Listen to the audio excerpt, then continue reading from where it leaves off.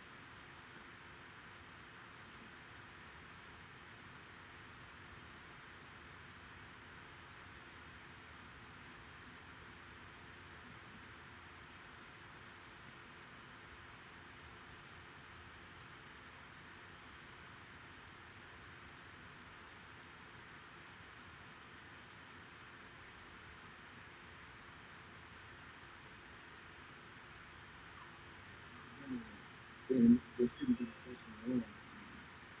We have to be able to be at the forefront of these discussions and having intellectual discourse. Sometimes the discourse may be uncomfortable, but this is necessary. Given the pandemic and given the outcry for justice, social justice, not just in America, but in this world, it's important that we, the leaders at York College, take the opportunity to bring programs like this to the students at York College. So I'm really, really happy that we've been able to come together, the Male Initiative Program, myself, Dr. Quash, the Male Initiative Program, and Ebony Jackson, Professor Jackson, who is in charge of the Women's Center, along with the rest of the members of Enrollment Management, Student Development, and the area which I have now begun to oversee Leadership and Campus Programs, which includes Lisa, Brian, and the YC Radio program. So at this point, I'd like to turn it over to Professor Quash and allow Dr. Quash to say a few words. Thank you. Thank you very much. I appreciate that. I do bring you greetings on behalf of the division and interim vice president Latouro Yates. He is so excited about this, as well as our dean Ella Ferris. We're so excited about this particular event and all the great work that Tony and Lisa and you guys are doing, and your wonderful team. And so we do want to thank you for this opportunity to give students a chance, a platform, to really express their experiences and concerns, as well as intended outcomes for these types of times, just to say the times that we're living in. It's a very difficult time, and this really does help get the word out to the students so that we can actually learn how to become more socially and economically active when it comes to racial equality. Thank you so much. And I'd like to ask Ms. Ebony Jackson also to say a few words, if you don't mind. She is the director of the Women's Leadership Center. So Ebony, if you don't mind, I'd like you to say a few words. Of course, thank you, Lisa. Yes, so I also bring greetings on behalf of the College Women's Center. we're excited to be here today and partner with um, our colleagues at your college and throughout the division.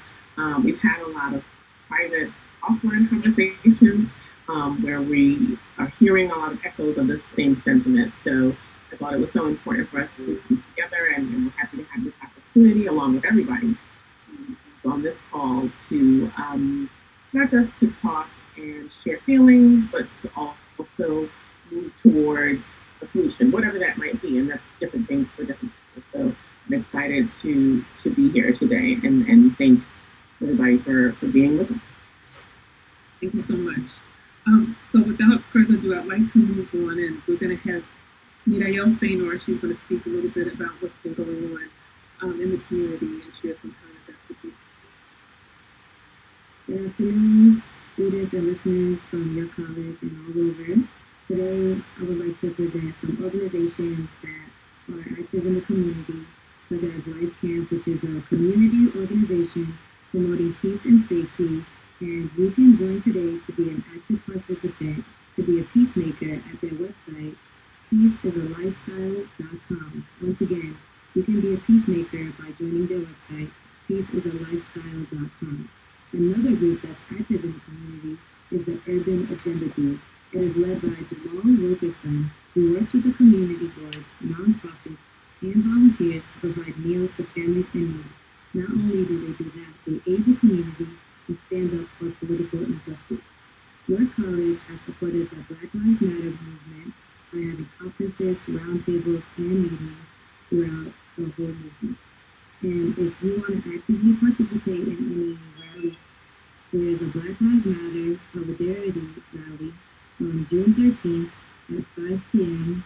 in Jamaica, New York, 173-175 Hillside Avenue in Jamaica, New York, organized by Jamie Kazi, Mazetta Udin, and Akshar Patel.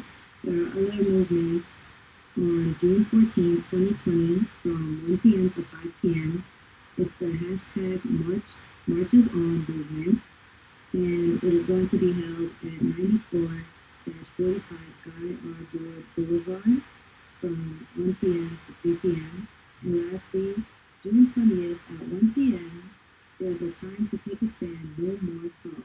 It's a silent protest in front of the 113th precinct. You can join on June 20th at 1 p.m. Okay, thank you so much, Mirael. Moving forward, we're going to bring Wilkins Sertle on from our Student Government Association, and he's going to share what's been going on and what this was going to start. Wilkins? Hello, everybody, and thank you for listening to me. Starting off, I guess I'll start off with the good news coming from student government side.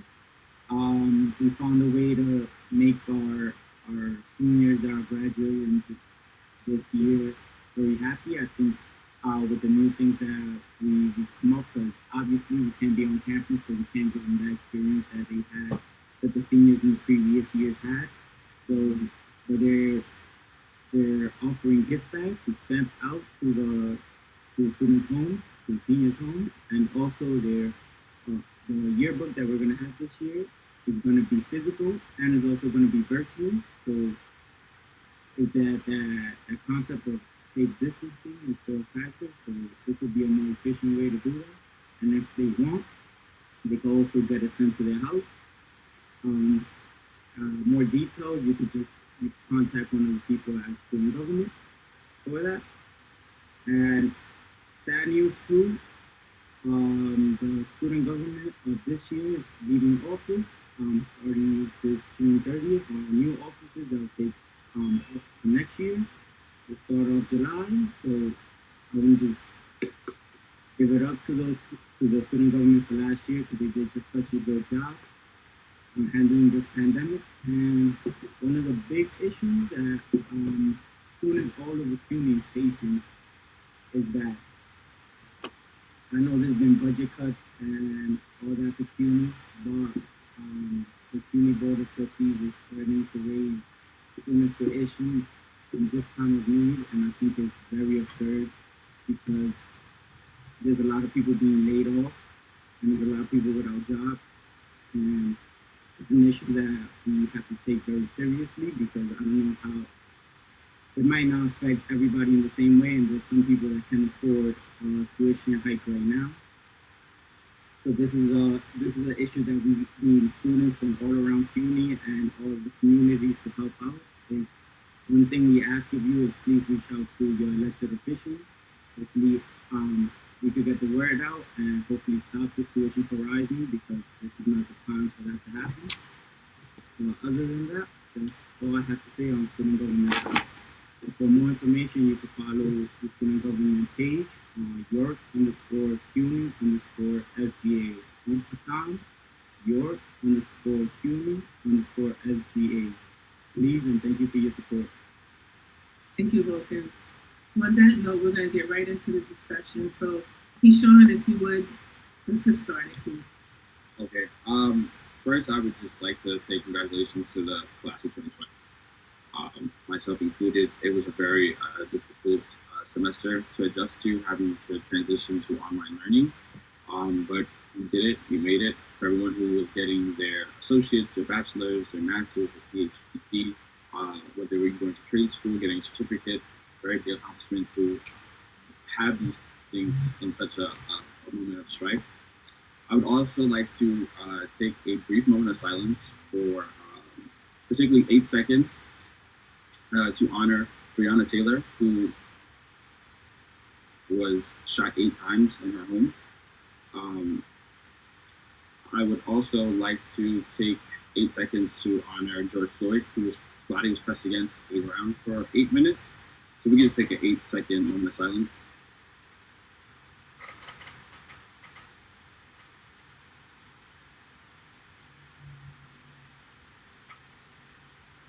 Okay. 2020 has been a very long year, and we're only at our halfway point, right in June. And if we go from the very beginning of what was taking place in January, we started off with the forest fires in Australia that killed about 1 billion worth of animal life. Later on, we had the impeachment trial for Donald Trump, which he was acquitted of. Then we had Kobe Bryant and Gianna Bryant's death. We had Ahmaud Arbery's death in February. And then we forward into March, where we actually hit the official pandemic where COVID had spread past China all across the world, and we became in lockdown. We hit April, Breonna Taylor's death. We had the murder hornets. We had we get to May, and we have George Floyd's death. And now we are seeing protests. We are seeing riots. We are seeing a lot going on in the media. And what's important to point out is that George Floyd's death at the hands of the police officer, Breonna Taylor's death, it's a little different this time around because the situations surrounding it were different in that we are in a global lockdown.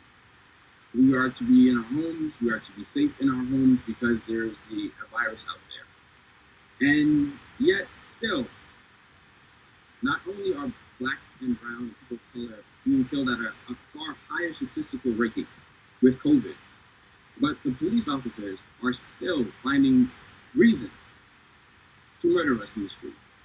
And I want to quickly point out Breonna Taylor's death, in that Breonna Taylor did nothing.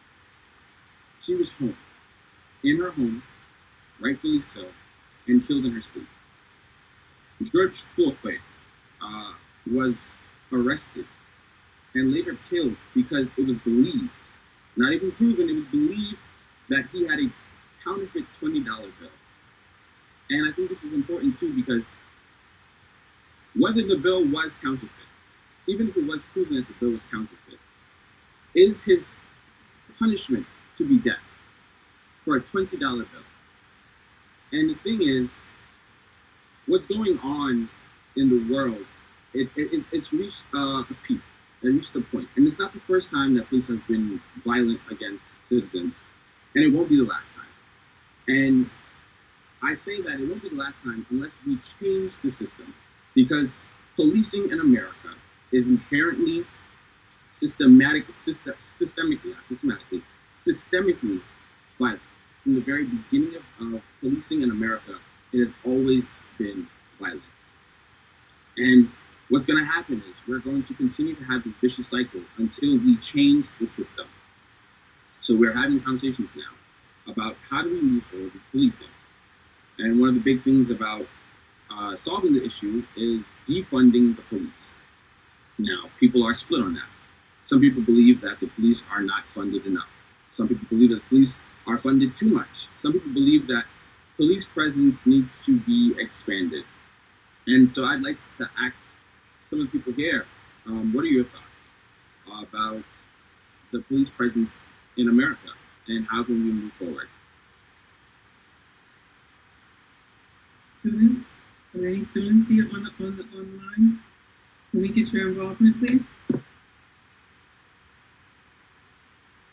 Any students? So, Miriam, let's talk to you. Well, I believe that there have been some actions taken where some police departments in certain areas have been defunded, but I don't think it's necessarily about how much money is put in or taken out. It's about just changing the way that police officers are trained to handle situations. You're not supposed to handle a situation like a normal civilian would with full-on rage and passion. You have to understand that you're held at a different standard than everybody else. And I feel like police officers are not necessarily enforcing that. You are going to be put in situations of extreme stress, but you have to be able to handle it, and that's a part of the job. If you're not able to think clearly or think strategically while you're under those situations, then this is not the job for you. And I feel like it is just now that people are noticing that not every police officer is equipped to be a police officer. They're not ready to be a police officer, yet they're still instilling themselves in that career path. And that's where a lot of the problems come from. Nobody's enforcing that. Things like this will happen, and you will feel like, oh, I'm under so much pressure and I don't know what to do and I'm overwhelmed. But there has to be proper precautions for things like this not to happen anymore, whether it's discriminatory or not. You know, whenever you're under a lot of pressure, you tend to just think of whatever comes to your mind. And I feel like that just definitely has to change, the training or something. Well, I saw something that was interesting that said, and I forgot the state, and it slipped me, but they said that it takes more hours of training to become a barber than you are to become a police officer. Mm-hmm. I thought that to be very interesting, that I am to take about 1,000 hours of courses to learn how to cut or color or trim hair, but about 700 or close to 800 hours to be a police officer, to legally hold a gun. And so currently in 2020, the NYPD's budget is about $6 billion. And it's the third largest budgeted agency in New York State, behind the Department of Education and the Department of Social Services. And I think what's really important is that where is the $6 billion going towards? Because if we look at the very beginning of the coronavirus situation, we were struggling to get proper PPEs for the medical professionals. We didn't have face masks. We didn't have gloves. We didn't have face shields. But as soon as the riots and the protests started breaking out, there was tear gas, rubber bullets. They're very riot shields. They're very well armed to retaliate, but they're not well prepared for certain situations like medical situations. And I think that we're living in a time where America is so ready for war that it almost feels like we're almost at war with our own selves. And if you listen to the media, they talk about treating COVID. It's a war. It's a war on COVID. And this right now is a war on our civilian rights. So why is it that $6 billion is going into the NYPD, but medical professionals are underfunded? And Wilkins, I know that you're a nursing major, and so, you know, I know that in some places in Italy, for example, when the outbreak happened, a lot of people who were graduates and go on to be doctors got promoted through. How do you feel about the, the economical impact that police are just well funded with all these riot gear, but we were underfunded when it came to the essentials to protect everyone from COVID-19?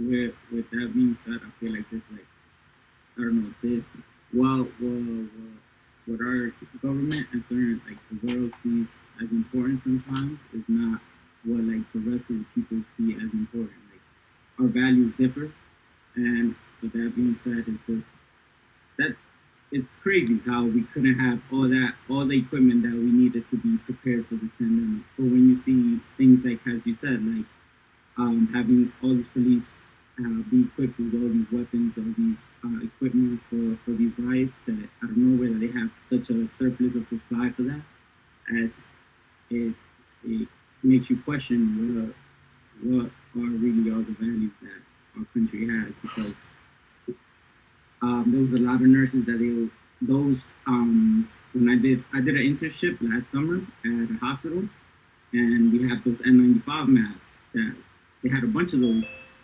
but those are supposed to be for like certain cases, like if a patient has TB or something like that. But those supposed to be always readily available for situations like this. So that being said, we didn't have like sufficient nurses nurses and other medical employees, they had to be using the same mask for like for a week, or the one for a whole day, which usually that's just one for a patient. You're not supposed to be going around with the same mask all over the unit, and it's pretty much like it's heartbreaking, especially how you said you mentioned that they graduated the people early. Yeah. I know, yes, they need the help, but then again, then isn't there a question out there? The people are really, the graduates are really fully equipped to handle what's going on? Because remember, this is a whole new disease that's hitting us. They don't even know how. At first, there was such a question of how it spreads, how how how it manifests in one's body. And even my teachers used to ask questions, but this is so a brand new disease that is something you should really be careful with, and not something to experiment with. I think that no one has really been prepared. Yes, we have the medical profession, and we've been told to take precaution, but as much precaution as many of us have been taking, many doctors have lost their lives in the attempt to save a patient's life. Many nurses have lost their lives. Um, we don't know. This is an invisible disease. And while we are fighting for the injustices and the disparities that face the African American community in healthcare, in education, in employment, we need to live in order to be able to make the changes that are necessary, get the elected officials in place that understand our plight, that are willing to change the policies. And in order for us to do that, we have to get out there and vote. We have to vote. And, we've been disappointed. We've been heartbroken over the years, year after year after year, hearing promise after promise that there's going to be a change. Yet we continue to be faced with murder. We continue to be faced with insufficient health care. So the time is now, clearly. Young people, this is different to me because we're seeing Caucasian people, white people, side by side with people of color, brown and black people. We see those people coming together now because enough is enough. And even on today, yes, the police, it's like, the police have to be police. They have to be police. There needs to be a reform. And I know today that the governor put a policy in place as a result of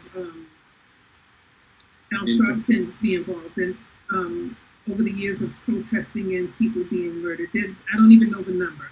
And there's many that we know about, and there's many that we don't know about. So in light of what we're dealing with, the protests and the the COVID-19 pandemic, it is different, Keyshawn, because it's like we're not even talking about the pandemic anymore. We just want to fight for justice for our people. Right. So I know there's some people on the line now, and I just want to get your thoughts on that. What do you say to the young people? Because I'm concerned about their future. We're supposed to be here to support them. We're here to share our knowledge and be the people to hold them up. And what does their future even look like? How can we help them? How can we essentially affect the positive change? I say vote. There's other things that we can do. There's other ways that we can protest. What are some of those ways? What can we do? What can we do that we're not doing? So, yeah. I'll definitely want to interject, but I don't want to interject without properly introducing myself for those who may not know me. So, my name is Kenny Carter. I'm the founder and president of Fathers Alive in the Hood, which is a nonprofit organization that does work in multiple NYCHA developments throughout New York City and in other communities. And in regards to what I'm hearing is we're looking for a solution, and our solution is really based in our economics at this point. And I believe that, when we focus on our economics and starting to invest in businesses, create businesses, be those entrepreneurs at this time so that we could become financially stable as a people, so that we could say we own certain properties, that we own all the Southeast Queens, like we own certain things, property and things that we could be able to say, listen, we have a more of an influence. And then also being able to, and y'all asking about the politicians, the people that are on this line have the capabilities and qualifications to become a leader at this point. A real leader to be that person that we put into office. So I'm just looking at things from that perspective. Absolutely. Thank you, Mr. Carter. I appreciate that. Dr. Andrews, I know you're connected to the community and to the young people in particular. And I know the experiences that we've had, as educators and as parents. We're concerned about our young people. What can we do to help them, and what advice can you give them that could essentially affect change? Well, there's a number of things we can talk about, and I will. But at this point, I want to give an opportunity to one of our special guests who has a very small window to come on. So we're going to make sure that we unmute her and allow Dr. Stacy Grant, a good friend and a colleague and just a tremendous leader and activist in New York City. I want to give Dr. Grant an opportunity to say a few words, and thank you for coming on and being one of our special guests today, Dr. Grant. It's my honor, Dr. Andrews. You already know how I feel about you. Love you, and there's nothing you can do about it. And just appreciate all of what you do for our community. What a great example of a Black man that our students at your college get to see and interact with the caliber of excellence that you exude on a daily basis. So I just want to celebrate you. Miss Lisa Ray, I see you're doing an awesome job facilitating, and I already have a relationship with Wilkins. That's my dude. Thank you. We've been a part of doing some work together over these last couple of weeks, and I'm just so thrilled, and I appreciate the fact that you all are dealing with my time commitments. I'm from one to the next, but I wanted to be here to just say, kings and queens, I support you. My husband is a graduate of York College, so it's personal to me as well to be able to celebrate our anchor institution and these brilliant minds that you all represent with how we're going to change the world. Simply put, revolutions are never fought by the old people, and I guess I'm in the old category right now. We're in the position to help, to nurture, to guide, to support, to finance, but you are at the front line of the revolution. And with your thoughts, with your ideas, I'm the mother of two Black men, 16 and 22, about to be 17 and 23. So when I listen to them and I listen to their perspective, I'm able to learn and grow. And I want to encourage you that you use education as a tool. It's not the end all of end all, right? Because you can graduate with a degree and still be stupid. Let me just say, I'm sorry, maybe I just said that, right? The deal is you have to grow as a person. You have to take the information that you're learning in the classroom and you have to apply it to real life. And applying it to real life is letting your voice be heard. It's letting your ideas be shared. It's learning how to collaborate with one another. There's no one right way to do this. There are multiple approaches on how we're going to address the effects of COVID-19 and the effects of racism in our communities. It's not some new phenomenon that racism exists. It's 400 plus years, okay? But other people are now realizing that we've been dealing with systemic injustice that is showing up in the disparities in healthcare. It's showing up in the economics. It's showing up in the education and the resources that we have to be able to utilize our natural God-given talents to be able to provide for ourselves, to be compensated in the marketplace, whether we are in business, starting a business, or working for a business.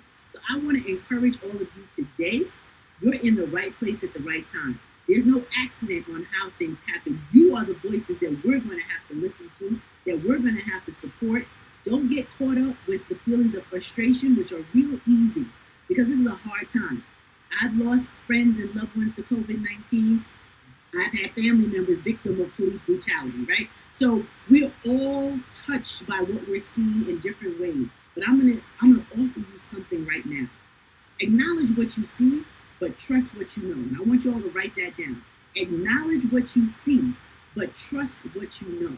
And what you know is that trouble don't last always. Yeah. What you know is we can do hard because our ancestors built us with the capacity to endure. What you know is that you are sitting in a seat of education that so many of your family members may not have had an opportunity to get the education that you're receiving. So you know it's incumbent upon you to finish it through to the end. That what you know is you're gifted. What you know is you're talented. What you know is that you were already pre-positioned and designed and ordained to be the person you are today. So don't let anybody tell you that you need anything else besides experience, because you have all that you need. I'm a person of faith, and there's a book called Draw the Circle. And Mark Batterson said something that I think is appropriate for you all to hear and hear well now. God doesn't call the qualified, He qualifies the call. Now, say it again. God doesn't call the qualified, He qualifies the call. And you, my York sisters and brothers, you are future leaders. You, with your passion, with your energy, with your excitement, I say keep marching on. I just ask you to seek counsel from those of us who are able to shelter you, who are able to cover you, who are able to advise you, who are able to support you, so that we can just give you a few things. Because, we've been around the block a few times, but we don't want to interrupt your innate ability to rise to the occasion and be the revolution that this world needs right now. Don't let anybody temper or pause your voice. You let your voice be heard. We do it with respect. We'll do it with integrity. We'll do it with intention. We'll do it with collaboration. But we're not going to get through this without you. And I just want you to know that you have another champion over here that's rooting for you. Whatever I can do, Dr. Andrews knows, if I'm a phone call, a text message, or an Instagram post away. My son's going to let me get on TikTok, so you might not be able to find me there.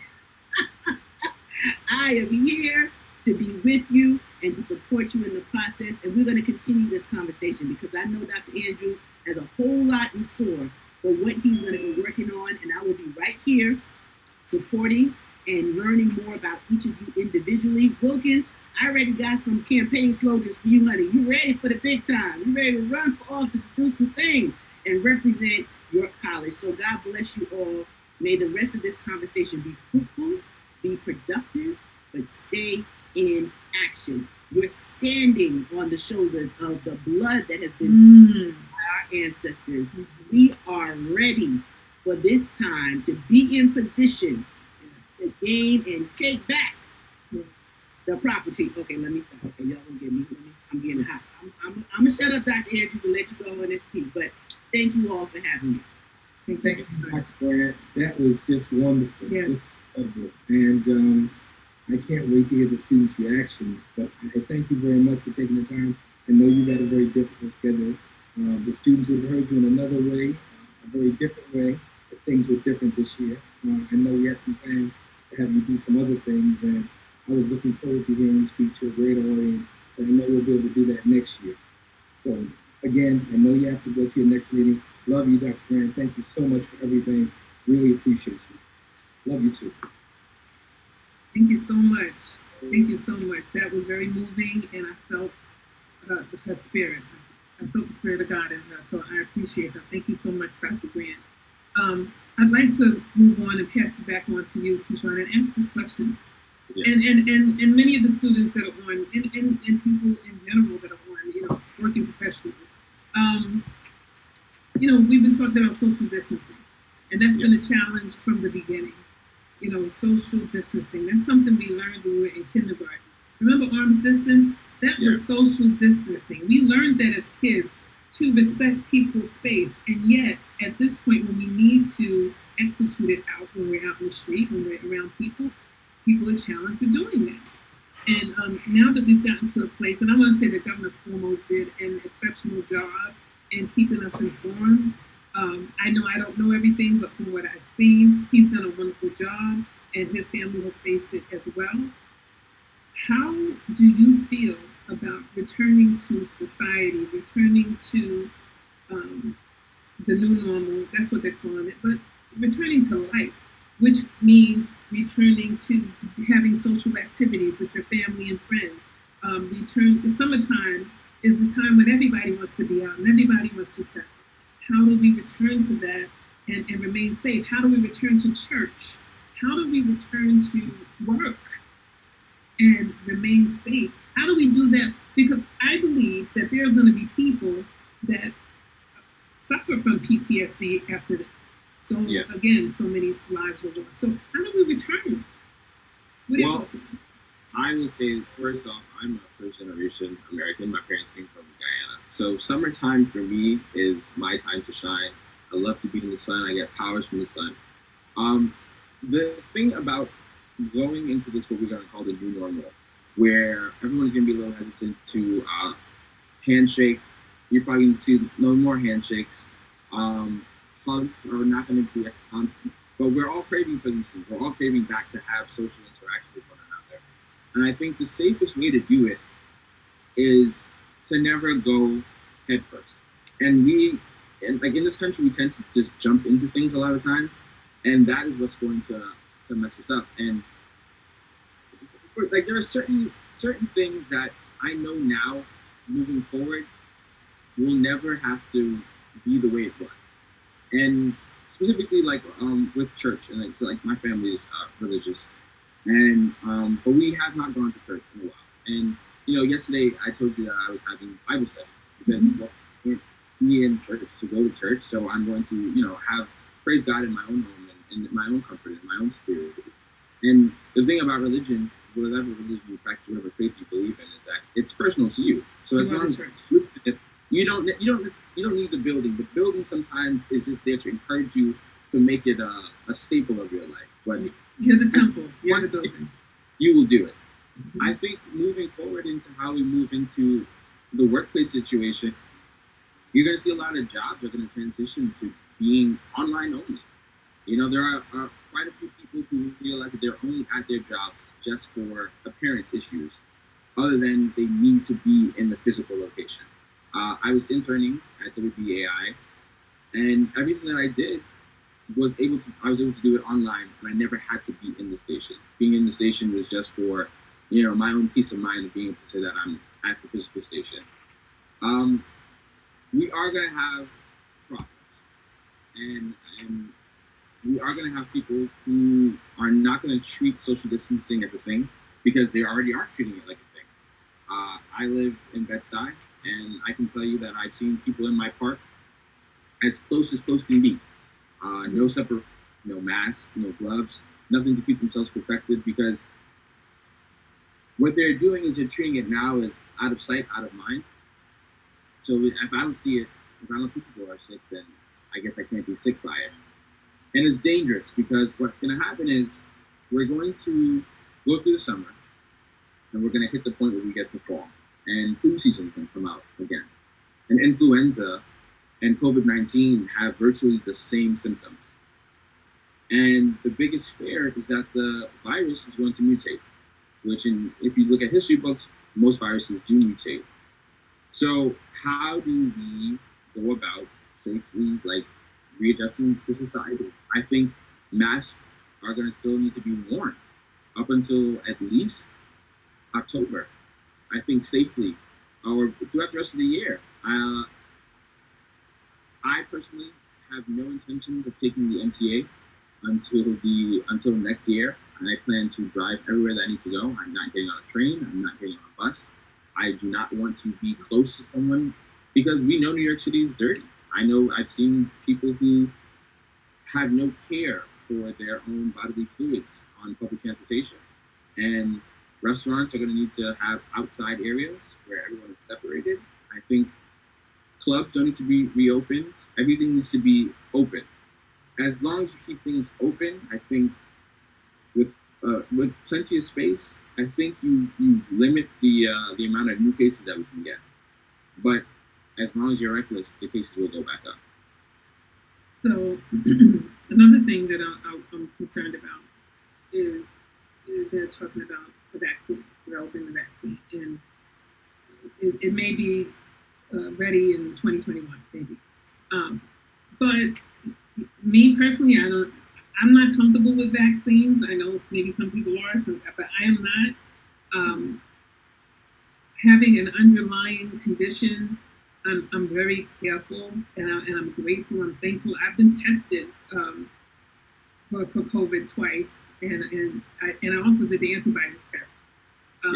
So I'm negative. So I think it's important for us to remain vigilant. And I know we always talk about, oh, wash your hands. But I mean, listen, we were taught that from children. But then there are some people who really weren't doing that. And hopefully they have now implemented that into their routine.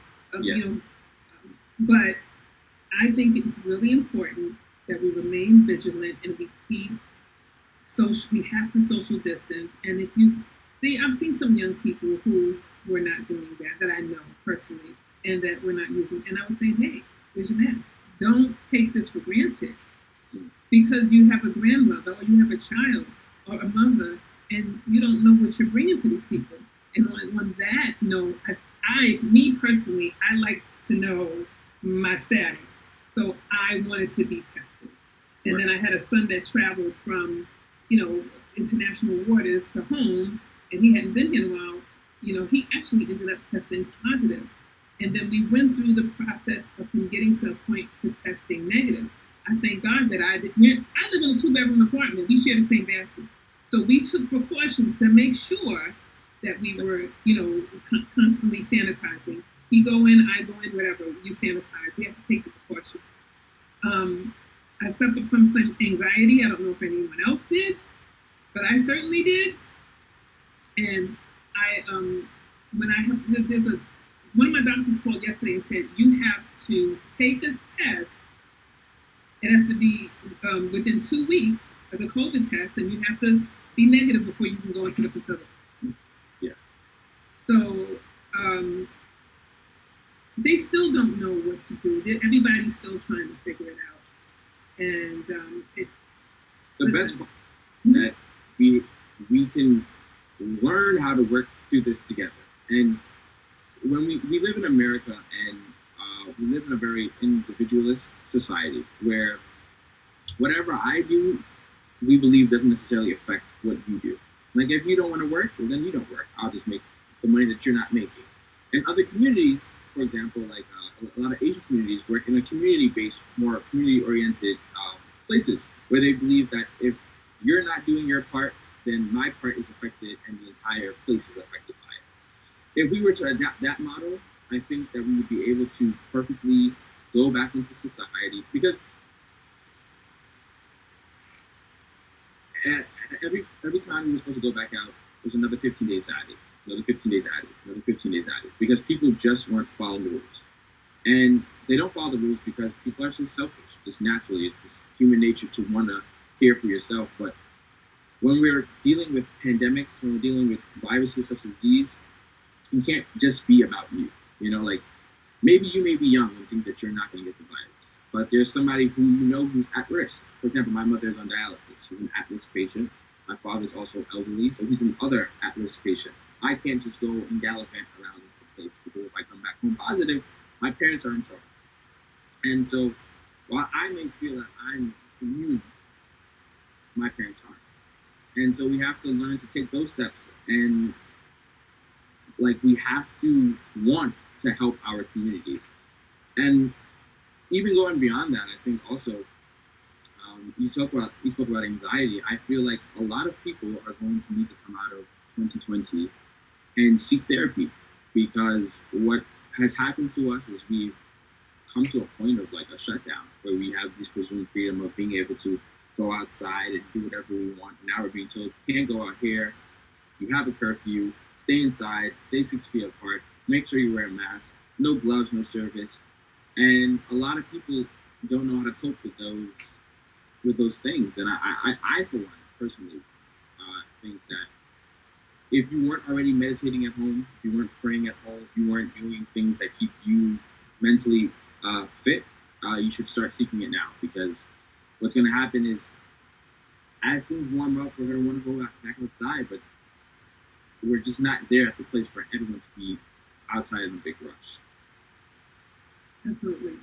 I think it's important that we remain vigilant and that we are responsible. We take that responsibility on ourselves to not only to protect ourselves, but protect our loved ones, and share information and not be afraid to speak up. So the same way that we need to speak up because Black Lives Matter, the same way we need to speak up because we need to have change effective.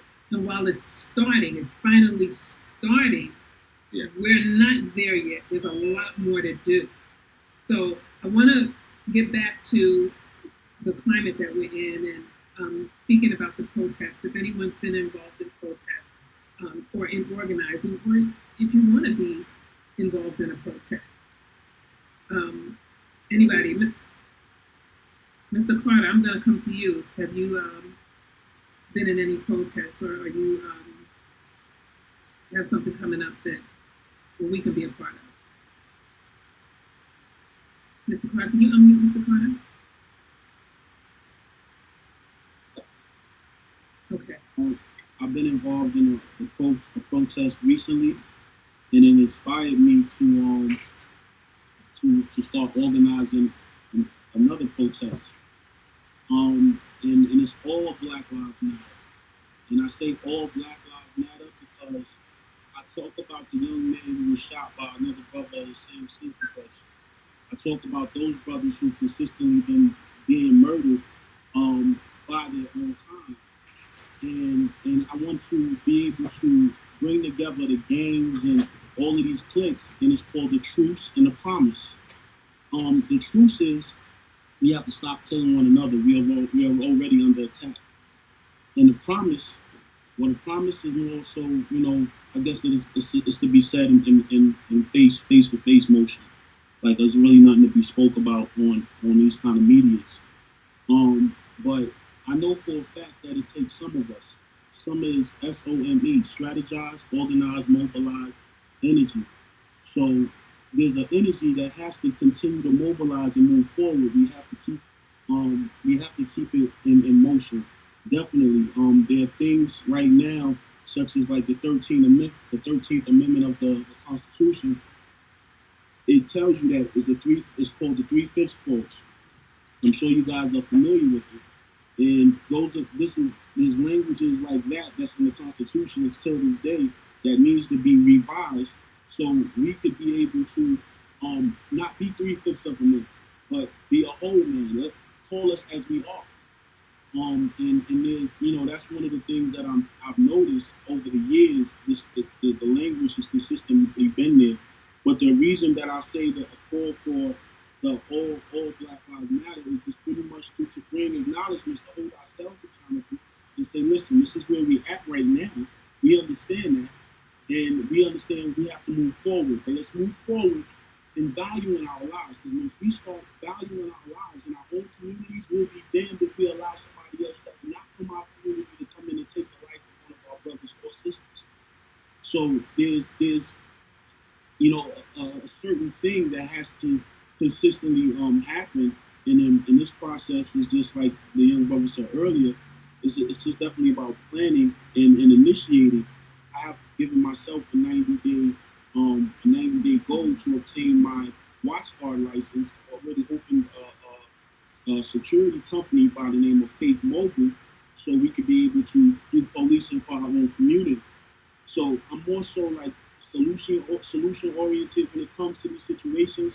I've been marching way before, um, you know, the police killing. I started my first march was Daryl Adams in 2012, who got murdered in South Jamaica houses, and he got shot violently by two of his peers. And that's what initiated, like, my situation in regards to us killing us. Like, I got tired of watching, but before that it was Sean Bell.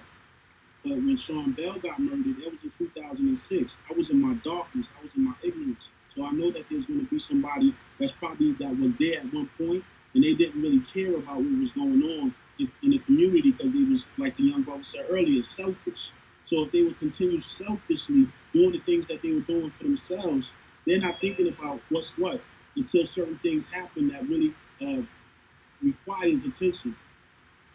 The murder of Floyd, it was so, Brother Floyd was so blatant in the way that the officer did it with his hands in his pocket as if he was throwing some type of codes.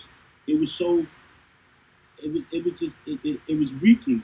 And I've participated in several marches after Sean Bell as well. From Ramarley Graham in the Bronx, 18-year-old young man that was shot in front of his grandmother and killed in his chest by Richard Hayes, an officer in the Bronx. And it was also Marley Graham said that already. And it was another Kamani Gray in Brooklyn.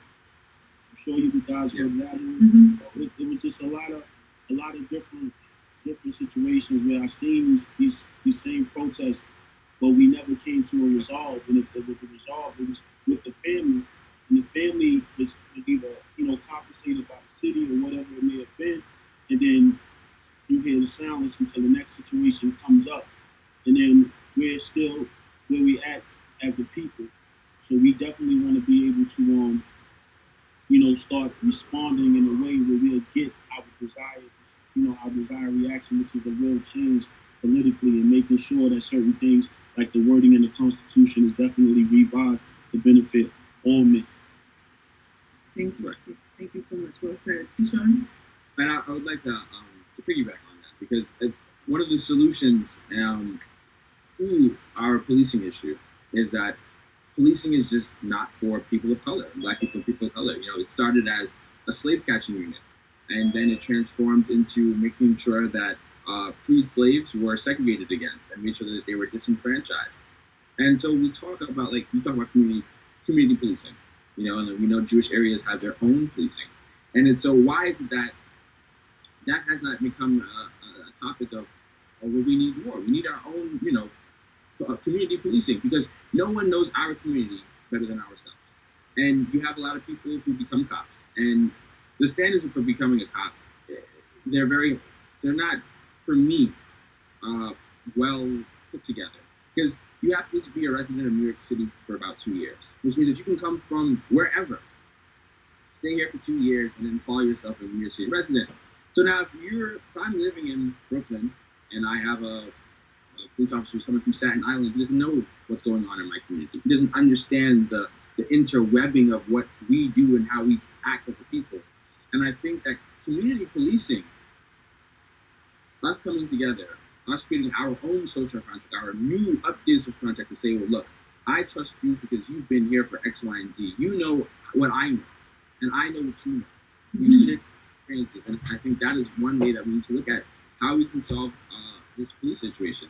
And I know that we don't have a lot of time to continue on to this, and I know that we can pick this back up in a following episode. But I would like everyone to know that, there are more than one way to help solve this issue. If you want to protest, protest. I understand that everyone can't be on the front lines to protest. You have money to donate, donate to grassroots funds. Be cautious of who you donate to. Understand that certain people that you're donating to may not look like us, and they're piggybacking off of our suffering to make their lives better. If you're like me, who I have to make sure my mother is safe, I can't go out and protest. So what I'm doing is I'm making sure that my words and what our experiences are being shared here. When have these conversations with people that think like you, but also people who don't think like you. You can change somebody's mind if you use the right words. With that being said, I want to pass it off to Miss Lisa. Before you go, thank you, Keyshawn. You did a wonderful job. I appreciate you. Thank you, Miriam, and thank you, Lopez. You guys did a great job. Thank you for coming on and being willing to participate. And of course, we never have enough time. An hour is never enough time. But Keyshawn, you do have a blog, right? Or a blog, something that you still keep your ear to the street and you're sharing. I'm still doing my radio show, No Filter. You can look for it on Apple Podcasts, Google Podcasts, Spotify, or everywhere that you podcast. Okay, awesome. So I'd like to just give my team a round of applause, everybody. Thank you so much. Thank you, Dr. Andrews, Dr. Caution. Thank you, Ms. Jackson, for allowing us to come together in this way. You know what? We're making moves and we're making strides, and we can't give up and we cannot remain silent. Our voices must continue to be heard. In the next hour, we will have Dr. Jonathan Quash come on, but I'd like to leave you with this. And this is for One World. My complexion shouldn't matter, nor the language that I speak. And you shouldn't judge me for my ethnicity. You see, I was created to be unique, outside beauty reflected on the inside of me, full of love and passion to be the best that I can be. I appreciate you, so why not appreciate me?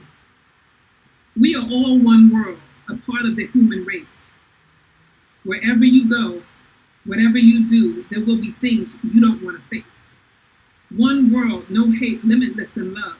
One world embracing our sons and daughters. Resist useless chatter. One world of peace, because Black lives do matter. So let's use wisdom, knowledge, and understanding too. Because one world represents me, and one world represents you. We are all one world. Power to the people. Thank you so much.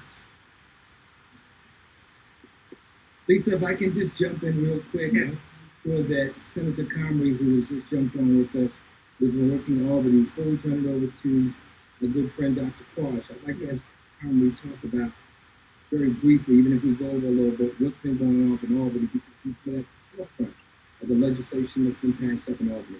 Senator Comrie.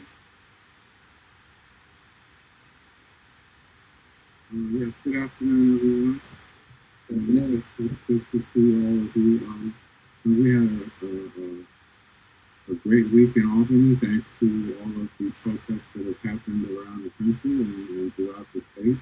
And the fact that the time has now come, we were able to pass a series of police reform measures in Albany that have been stalled in Albany for 18 years.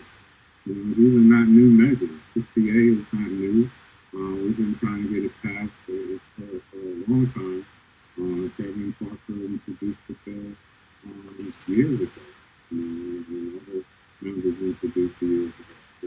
To put an office of special prosecutor together to look at police misconduct, to look at having an investigator to special prosecutor to look at issues where police have been murdered, to just make sure that the police are even making sure that if someone is injured, they take them to get medical assistance. These are some common sense things that police departments should do if they wanted to be caring and concerned and compassionate about people. So, there's a series of 10 things that we've done. In my office can put up a link for you in a minute to where how to look at all of those 10 bills. But it's just the tip of the iceberg. There's so many more things that have to get done, among which is that we need to control our police department. You know, we can have a majority city and not have a minority police department. Yeah, it's gonna take some time to do that, but because right now the minority cops that are on the department don't feel comfortable expressing when they see an injustice because they know that the PBA is not controlled by them. They're not going to get support from anyone. And so, even though we have more minority police on than ever before, we have to get even more, and we have to push harder to make sure that there's reforms done to the police department to ensure that they are really caring about the community. So, I'm glad of what we were finally able to do. What we were finally able to do came from you. All of you that protested, all of you that are going to still protest. So we need to turn it up even more. We need to melt the White House until the windows of the White House are heated from all of the protests that are happening. Because we can't do it in the old way. The old ways are gone. There's the old ways, and one of the things that the young people have realized that they're saying is that we can't have one leader because every time we've had one leader, they found a way to either bastardize them, humiliate them, put them in a compromising position, or if none of that worked, they just out and out killed them. So, there's a different way to do things now. And I'm just so proud of all of the young people that are out there in the community, out there across the country, out there across the world, that are saying that they're fed up and they can't take it anymore. We got to be respected as a people. So, I'm proud of being able to be there in that moment when we were able to vote for the 10 bills. I'm just thankful to all of my predecessors in office. So I've had legislators that used to be in office that called me this week to say that they're so happy that this is finally being done. But we got a long ways to go, people. With the police reform that has to be done. I'm proud of my colleague Donovan Richards who put it to the mayor today. I think he put it to the mayor, and it's just the culture of people that think that it's all right to placate black people. Those days are over. The culture of communities that think that it's okay to just give us $1 million in a program. Those days are over. That the culture of folks that think that it's okay to just put up a sign on your website now saying that you love black folks, that ain't enough. So we have an opportunity to bust the door open, to clean out the White House, to change this world, and it's being done by young people. It's being done by all people that are participating in these protests because people realize now more than ever that these police are out of control. And there's a culture of police that only became police because they want to pick on people. And it doesn't even matter what your color is. They just want to hurt you.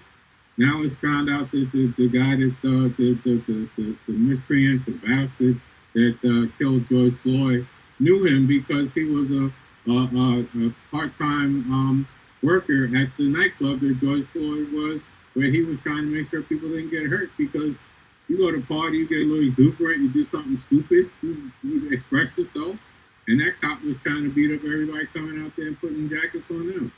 So he was pissed at George Floyd. I'm getting emotional. You guys know what I'm saying, but we're just getting started in this place. So I'm just so thankful for people that are out here that are now woke, that are now, COVID gave people time to do this, and COVID gave people an opportunity to really see this directly, and now we just got to keep the heat on. So I'm just proud to be in that position where I can continue to add my voice, because I was an early supporter of 50A since I got in the council. We're going to do other things to do to deal with police reform and police responsibility, but we have to do it together. I could go on, but I know we don't have all afternoon, but it's good to see this. It's good to see this group of young people. I met some of you when you came to the office and when you were in Albany. I got a chance to talk with some of you. You guys are our future. You guys can do whatever it is that you want to do, knowing that we will help you to make these things happen, knowing that there are people around the world that want to see us be engaged in a positive way, and knowing that we can change the world. We don't need to wait on promise from people anymore. We don't need to put up with partial justice. We got to go for the whole thing. Thank you, Senator Conway. Certainly can't thank you enough for coming in here. I know you're up in Albany and working on this legislation and doing a great job. We've been friends for a number of years, which I don't care to speak about here. I just when I had no gray hair, let's go there. And when I had hair. But I want to thank you for everything you've done. You know, you make our community proud, and your role as leadership in the state legislature. And if there's anything we can do to support you in your efforts, please let us know. Just keep it real with me, and I'll keep it real in Albany. That's all that has to do with me. I appreciate your feedback. You guys being honest with me. You know, so don't hesitate. I try to be approachable. I've always tried to maintain that. You know, I've had 3 young people come to me today telling me that they want to run for office. I'm like, well, okay, who are you? But, you know, it's not, you know, but it's a good thing. We got to get them out there. We got to put them in the street. We got to get them active, you know. So it's all good. And I'm going to sit down with all 3 of them next week and show them a path for participation. You know, and even that has changed. I mean, you know, I did it one way. The way I did it, you can't do it anymore. You know, and I have to keep an open mind to the fact that there are, you know, other ways to get things done. So the more young people talk to me, the more I can learn and the more I can grow. Because you know, you myself and brother Professor White, you know, we're in a certain season. You know, we're not as seasoned as Jonathan Clark. I'm gonna just act like he's older than us. But you know, one thing I've learned in this job is that I know nothing unless my community tells me what I know. And that's the only way that I've been effective. And you know, I pledge to keep it that way because you know, we have to learn from people around us. And I've learned from all types of people. And you'd be surprised who has knowledge, who has information. Even the alcoholics can impart information to you. And I've had that experience where I've been on the Sunset Boulevard and somebody rolled up on me and they were reeking. They were actually reeking of alcohol, but they dropped some pearls on me.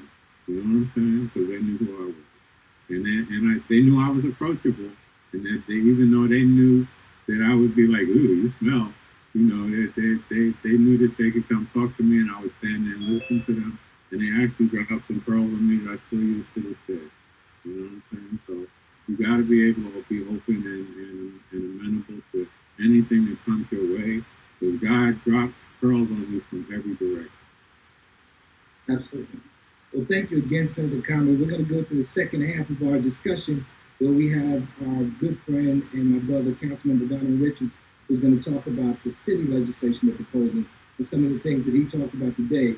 So we're going to turn it over right now to my good friend, Professor Jonathan Clark. Well, you know, census, guys, the census, and I know you may not make that connection, but if we don't have a real count, the census is one of the ways that the country has tried to keep urban areas from getting fair funding, to keep minority areas from getting fair funding, because we're not getting our full share.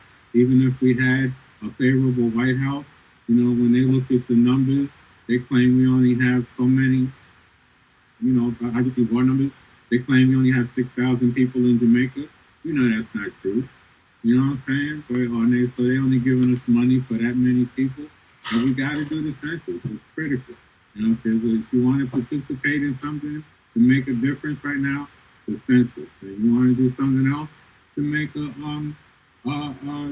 difference, vote on June 23rd. And I will vote for this. I'm not supposed to say it. This is a nonpartisan format, but the next gentleman that's going to speak is someone that I think is worthy of you voting on June 23rd. So I didn't say a name, but you know where I'm going. Thank you, Senator. I appreciate it. I'm going to turn over to my good friend, Dr. Jonathan Quash now, and let him introduce the panelists for the second half of this discussion. Thank you so much, Dr. Andrews.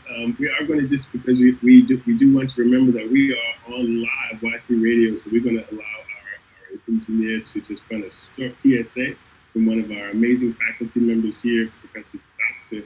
George White, and transition into our second half. As you mentioned, we're going to introduce our guests, but we're going to give the YC Radio, don't forget to please follow us on the radio, not just today, because this is the beginning of a series of conversations. So check out YC Radio's program guide. You can find it on the website, and will allow us to be able to join you each week for another impactful conversation. So just give us about 1 minute, and we'll be able to transition into our second.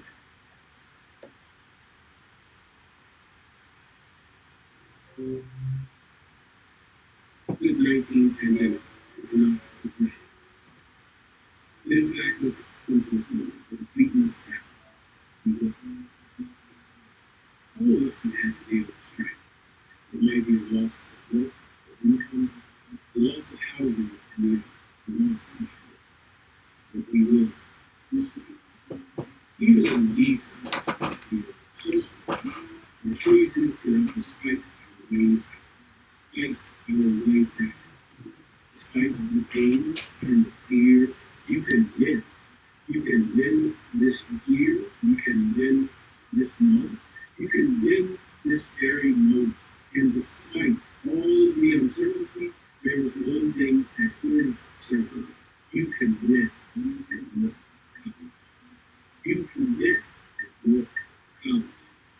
You can win.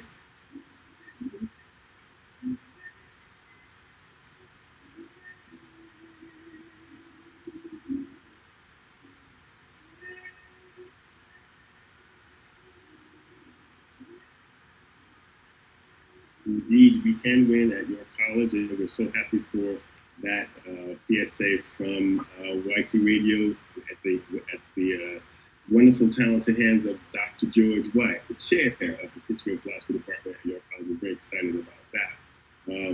As well as the overall amazing individual. He's had a long day with us because he was a panelist at an earlier session, and now he's joined us for here today. But we do have a bunch of great guests coming up, as Dr. Andrews mentioned. So we're going to introduce them for you now.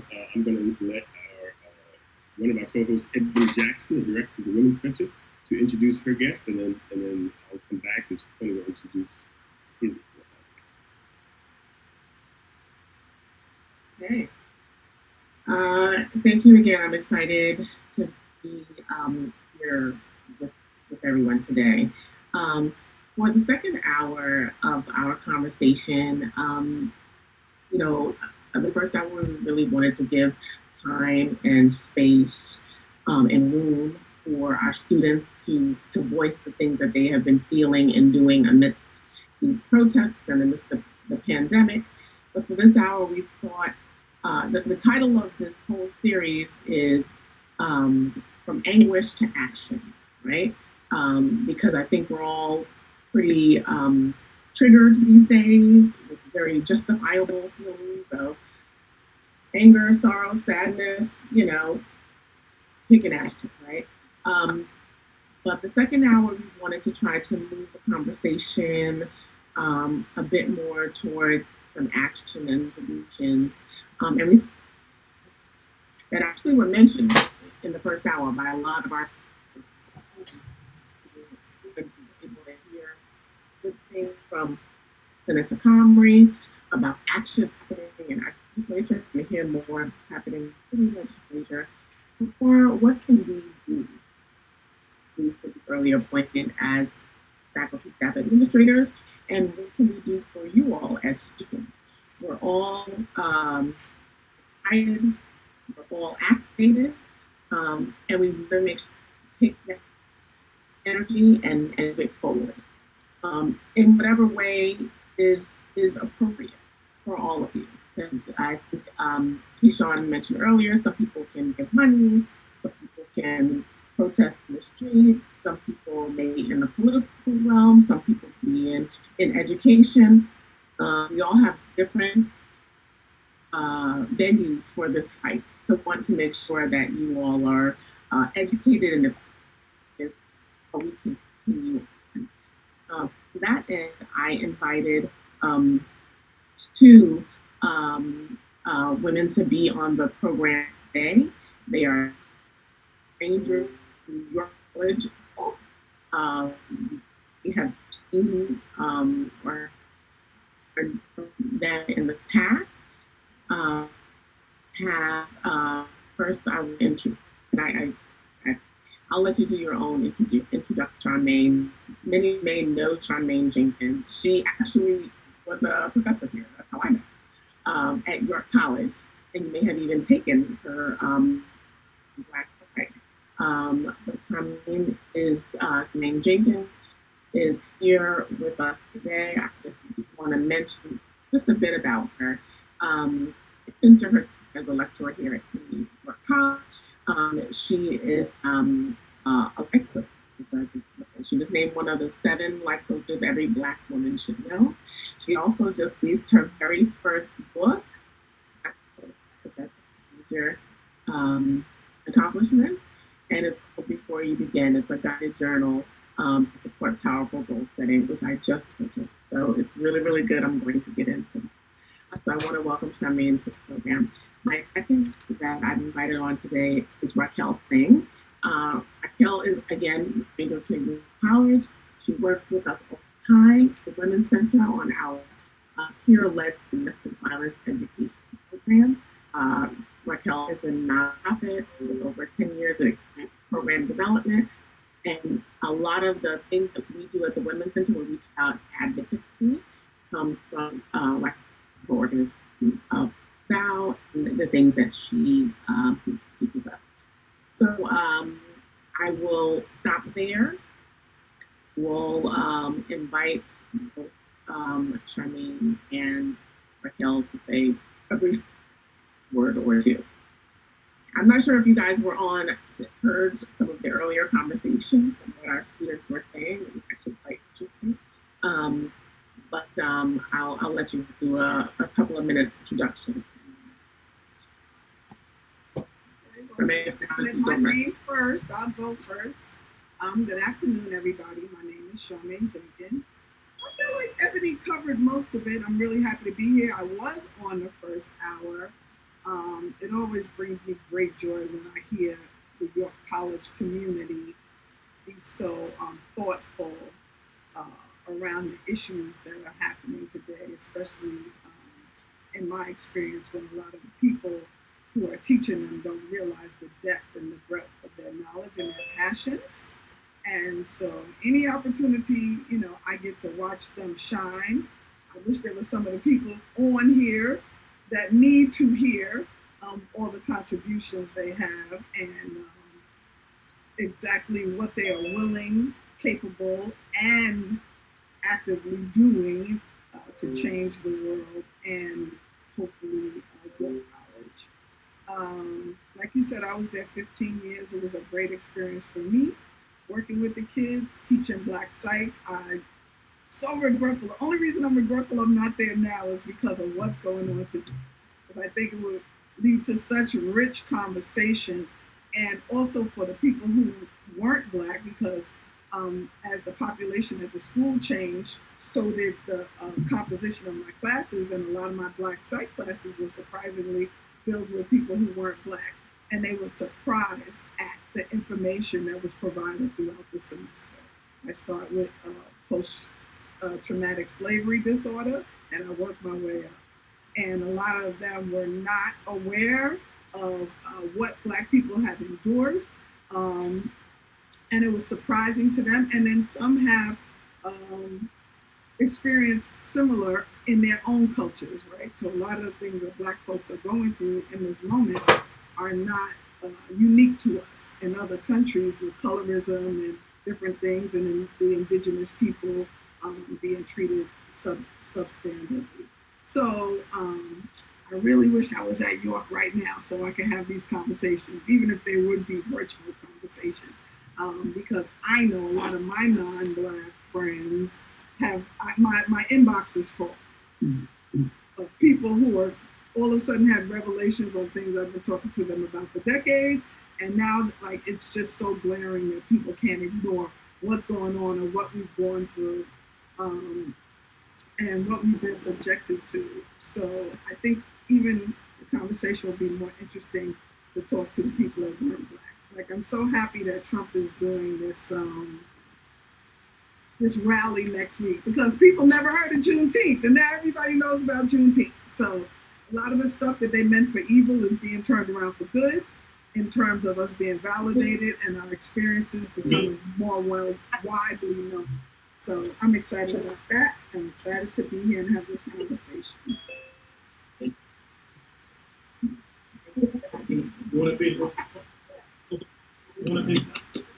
you're not talking to me, just ask to name yourself. Raquel. Hi, so thank you everyone for inviting me today. Ebony, I believe too, has covered most of what we do. The Voices of Women works on domestic violence policy reform, how it's implemented, and the services that survivors and their children turn to for safety, justice, and assistance. We have worked with York College going on more than 5 years now to really talk about domestic violence, its complexities, and what the York College community can do to organize for systemic reform. So our focus prior to the protest was really focused on survivors of domestic violence and getting them services. And so now it's twofold. We are fully 100% focused on protesting. I was out there protesting with my sons. We are also focused on helping survivors who are out there protesting and are being brutalized by police, which is indeed triggering them back to their abusive relationship, all for fighting for their rights. So thank you for having me today.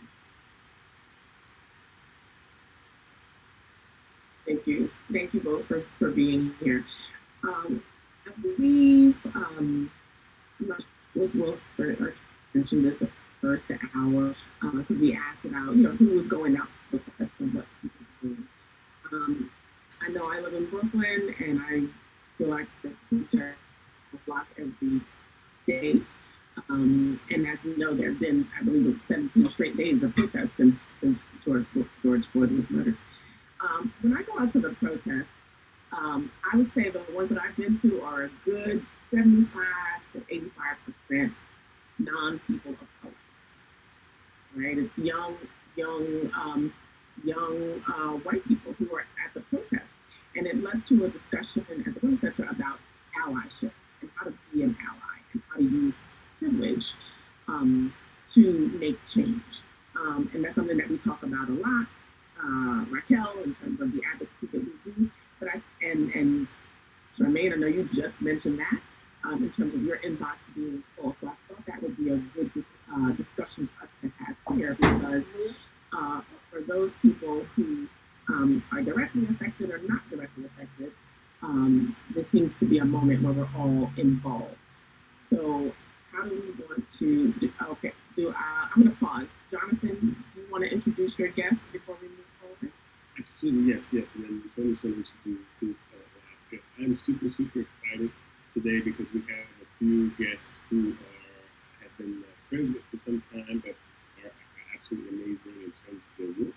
The first is Dr. Jody Rohr, who's nationally known in terms of her work in criminal justice. He's an associate professor, project investigator, and director of the Ronald H. Brown Law School Prep Program at John Jay College, and director at the University of Houston's Law Center Pre-Law Pipeline Program at John Jay, and director of the Domestic Violence in Puerto Rico Project.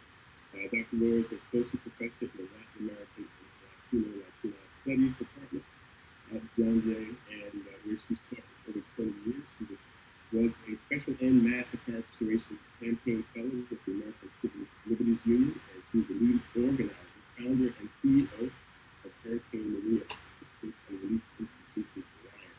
So I'm so happy. She's also one of the BMI coordinators with York, and was one of the first ones who came to one of the small group of the original directors. So happy to have her. We have also, you've heard already from Kenny Carter, who spoke at the first hour. But just to introduce him a little bit, to give a little more about his background, I've known Kenny for a few years now, and he's the leader of an organization, as you mentioned, FAITH. FAITH stands for Fathers Alive and for Good. It's his brainchild and passion project. Every Wednesday night, he hosts the FAITH Support Group, where he invites young men in Black communities to discuss life, fatherhood, and societal expectations in a positive way, But he and his boys do more than just that. They also organize protests against violence in black communities, leading marches and housing projects all across New York City. As the national spotlight has shifted to protests and movements against police brutality, Kenny married following two believe there isn't enough outrage over the violence that occurs within the community on a daily basis. So he created space out of national station in order to empower other black fathers to encourage them to raise their voices. And I don't know if he's on the phone, Dr. Devon Pryor is my last invited guest who I've worked with over the years to be in our program. Like he was at Marvin Rivers as well, and there he is. He's here. So Dr. Pryor is a social scientist who has extensive knowledge and experience in the criminal justice field, having spent over half his career administering HIV/AIDS, youth development, juvenile justice, and community-based re-entry, substance abuse, and addiction organizations. He's particularly interested in the issues related to mass incarceration, he's traveled extensively providing expertise and counsel on criminal justice issues to academicians, activists, and advocates, judges, defense attorneys, prosecutors, and others for the purpose of influencing policy decisions. In addition, he's developed trainings and workshops for professionals that have produced initiatives such as Operation Slug, PPA for community policing, school-to-prison analysis, and building bridges, creating employment opportunities for people with convictions. He has influenced alternatives to incarceration programs, resulting in a reduction of collateral consequences associated with people who have had criminal justice involved. So after Dr. Andrews introduces his guests as well, we're going to have all of our guests kind of chime in and give us 2 or 3 minutes. So really quick, I want to introduce someone who doesn't need a lot of introduction. He's been a long-time council member now. In fact, he's an old-timer when it comes to being in the city council. But he's our next generation of leadership in Queens. And as Senator Carmody said, he's running for something else that we can't talk about here. But he has been the city council chairperson of public safety for a number of years now. And I'm sure he has a lot to say about public safety and the city and any legislation that is being proposed and what's going on right now in the city and the mayor also and how he's reacted to it. Councilmember Donovan Richards. Thank you so much, Tony. And I want to thank everybody who's on this line and listening to the story. Sorry, I had to hop off for a second. The Daily News had just called because there's going to be some breaking news on our front. And for those of you who don't know me, I'm Councilman Donovan Richards. And I have had the distinct honor of chairing the Oversight Committee over the NYPD, the chairman of the Public Safety Committee for now about 2 years. And we've done a lot of work to make some tangible changes, but we know that the momentum that is in this, that we have now, we did not have 2 years ago. Just a quick analysis and story of how we've used this space and this position to affect change. Most of you may not remember that South Queens led the city for over a decade in marijuana summonses and arrests. The 105th precinct, right in Southeast Queens. The 113 had some better numbers, but they were all part of this whole coalition of folks who continue to lock our folks up over marijuana arrests and summonses. We had, when I became chair, we had held a hearing. One of my first hearings was on the marijuana numbers because I knew that our community was sorely impacted, but we didn't know how drastic it was and how horrible it was. And so we finally got the NYPD to release the numbers over to us. And when we got the numbers back, it was astounding. 20,000 arrests and summonses, majority of those arrests and summonses coming from South Queens. Now you ask yourself, are there other folks, or black folks and brown folks, the only ones who smoke marijuana in New York City? Absolutely not. Historically, you look at the facts, every race smokes marijuana at the same rate. And let's not even try going up to the Upper West Side. I was on a call yesterday with 150 West Siders, and I gave the same story, and I was like, yeah, I know a lot of you in this line smoke weed, but we were getting locked up over it. Now you think about what happens once you got that record, right?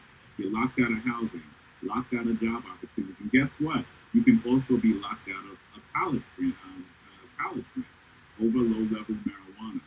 So that work was something the mayor did not even believe was happening. I remember seeing the mayor in City Hall steps and saying, your precinct is locking up our people, and he was dismissal. He's like, no, it can't be. Not in the 105, not in the middle class black neighborhood. No, it can't be.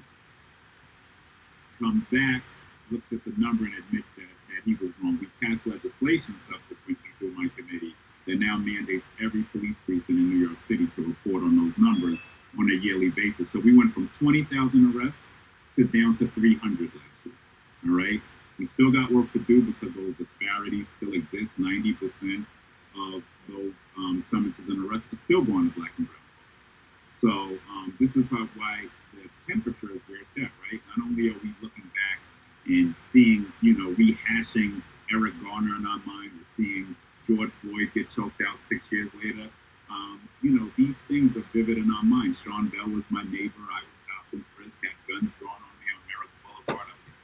My cousin and I were walking at 13 years old, and we're told we fit the description of robbers, although we had walked from Rochdale Village just a few blocks away.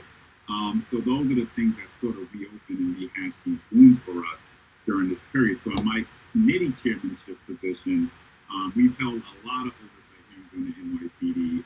None of them are pleasant for the NYPD, I can assure you.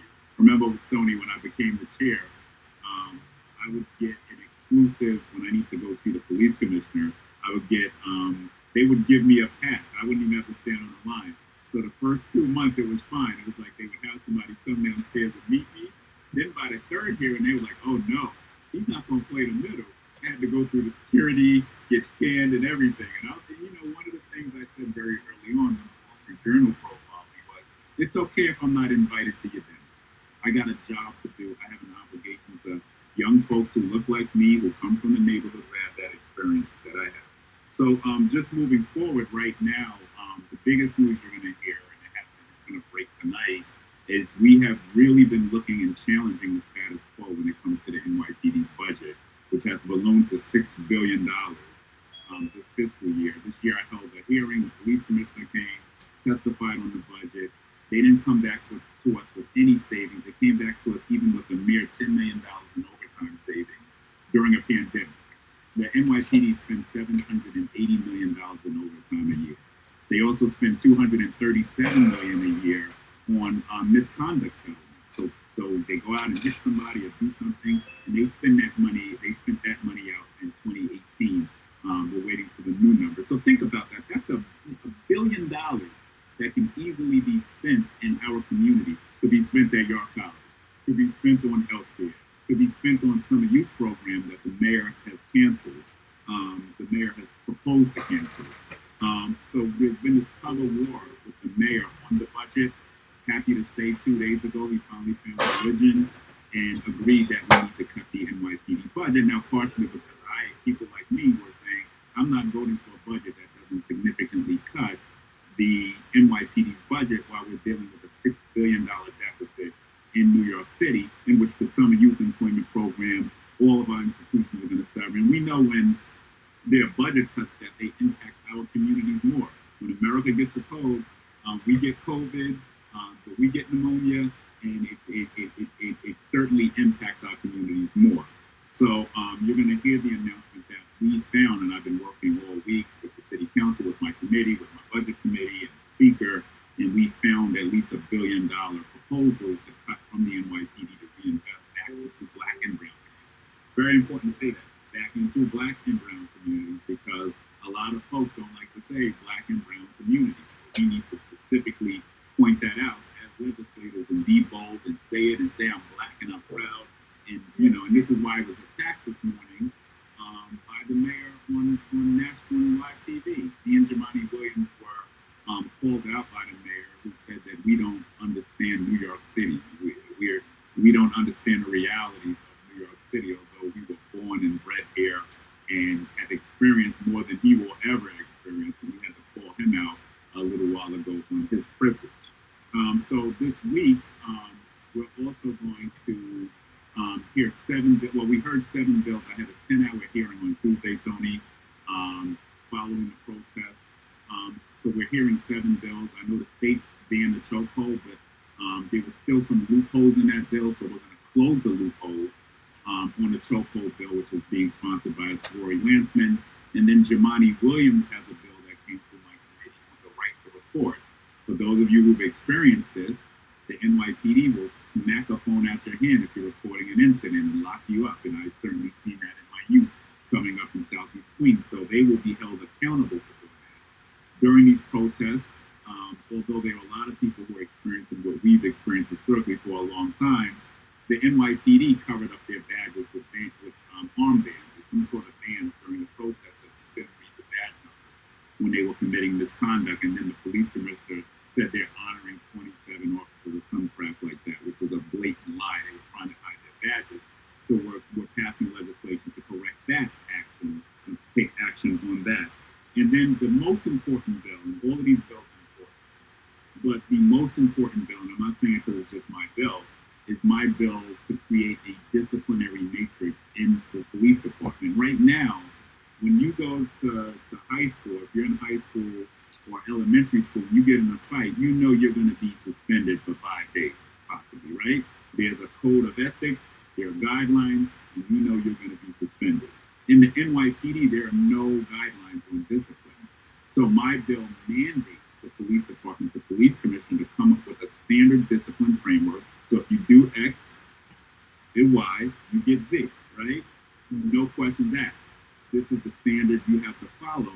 And how are we going to make sure they follow it?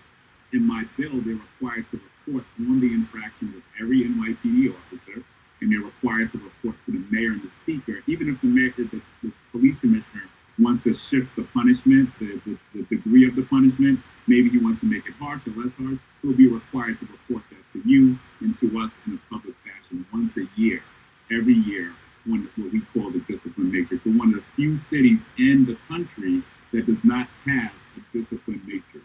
So this is going to create that standard. And when we talk about accountability, this is how you get accountability. Now, 50A just passed huge, and I want to thank Senator Comrie, all of our state officials who are on the right side of history. But even before this, now the newspapers are going to be able to foil NYPD police officers' records. I actually got a sneak peek at them. As the chair, I requested to go and see them. I also forced the prior commissioner, Commissioner O'Neill, to form a blue ribbon panel. So U.S. attorneys and a lot of different people were part of that. But I was able to go in and actually look at NYPD discipline policy. And when I tell you that some of this stuff is criminal and it's still working in the department, you're going to see a whole lot of stuff unearthed that you've never thought could even be possible. If you did this, you would be in jail. I'm just going to leave it at that. If you did this, you would be fired in jail from your job. So I'm going to leave it at that because there's some criminal stuff there, and the press is going to, I'm sure they've already put in their FOIA request, that's going to happen there. So I just want to end in saying that we have a lot of work to do, that this struggle is not over, that no, we cannot sit on our laurels and celebrate because all of a sudden they locked up some officers in Minnesota. You know, yes, that's a step in the right direction. We need convictions. But the bottom line, Sean Bell was my neighbor. I remember when they got locked up and there were no convictions. We need convictions. So this pressure that we all are applying, that you're applying, more important than the elected officials, right? Our job is to legislate, but we can't push the rocks up the hill without you. My discipline matrix bill was languishing for over a year. I was trying to get it passed. I mean, you don't know the political fights that we need this to move. But when you started marching, all of the bills started to move. So keep marching, keep agitating, keep legislating. We'll keep legislating, but we need you to be a part of the process. You need to make sure you use this moment to go out and vote as well. We're relinquishing our power because we're not organizing ourselves and we're not holding folks accountable because we're not holding ourselves accountable.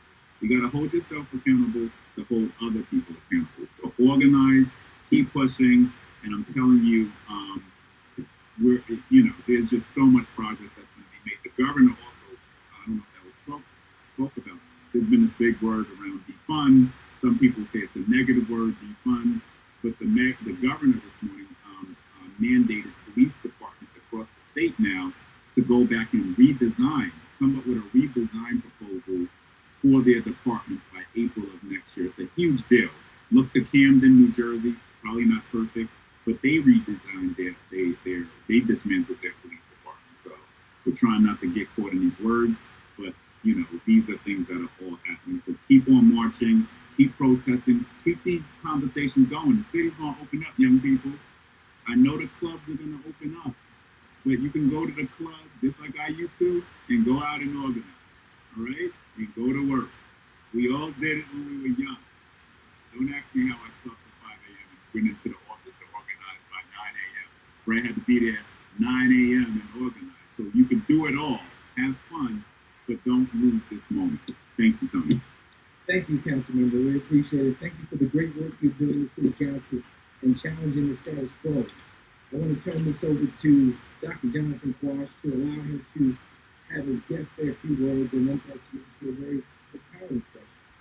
Yes, thank you so much. Thank you again, Councilman. Thank you, Tony. We are going to just allow Jody, Dr. Moore, and I just say a few words immediately, and then we are going to, and then Ebony's going to ask a question to all of the panelists because we are hearing all of it. So we're going to ask that question one more time after Jody and Divine. And I think we've already heard from Kenny, but Kenny, go right ahead and hop in any time. Dr. Moore. Thank you so much, Jonathan, for this opportunity, and the co-panelists, especially the students that are listening. Thank you to New York City Council for funding BMI, right? For helping support this work that I want to talk about. So, Councilperson Richards, I'm going to tag on and I'm going to play a little bit off of what you're talking about, because you are hitting every single thing. So let me tell you a little bit about what New York City Council money is doing to help us in our form of protest. I direct, since 2004, a diversity pipeline program that brings people from diverse backgrounds that are underrepresented with a particular emphasis on men of color, right? And we try and we succeed at getting them into law school. So let me just give you a little bit of an idea of what your money is doing. Because the best way for us to really attack this is for us to understand the language of the law. The law has been a tool that the state has instituted to repress and oppress and exclude our population since the beginning of time. So what we do in our form of protest is create social justice warriors.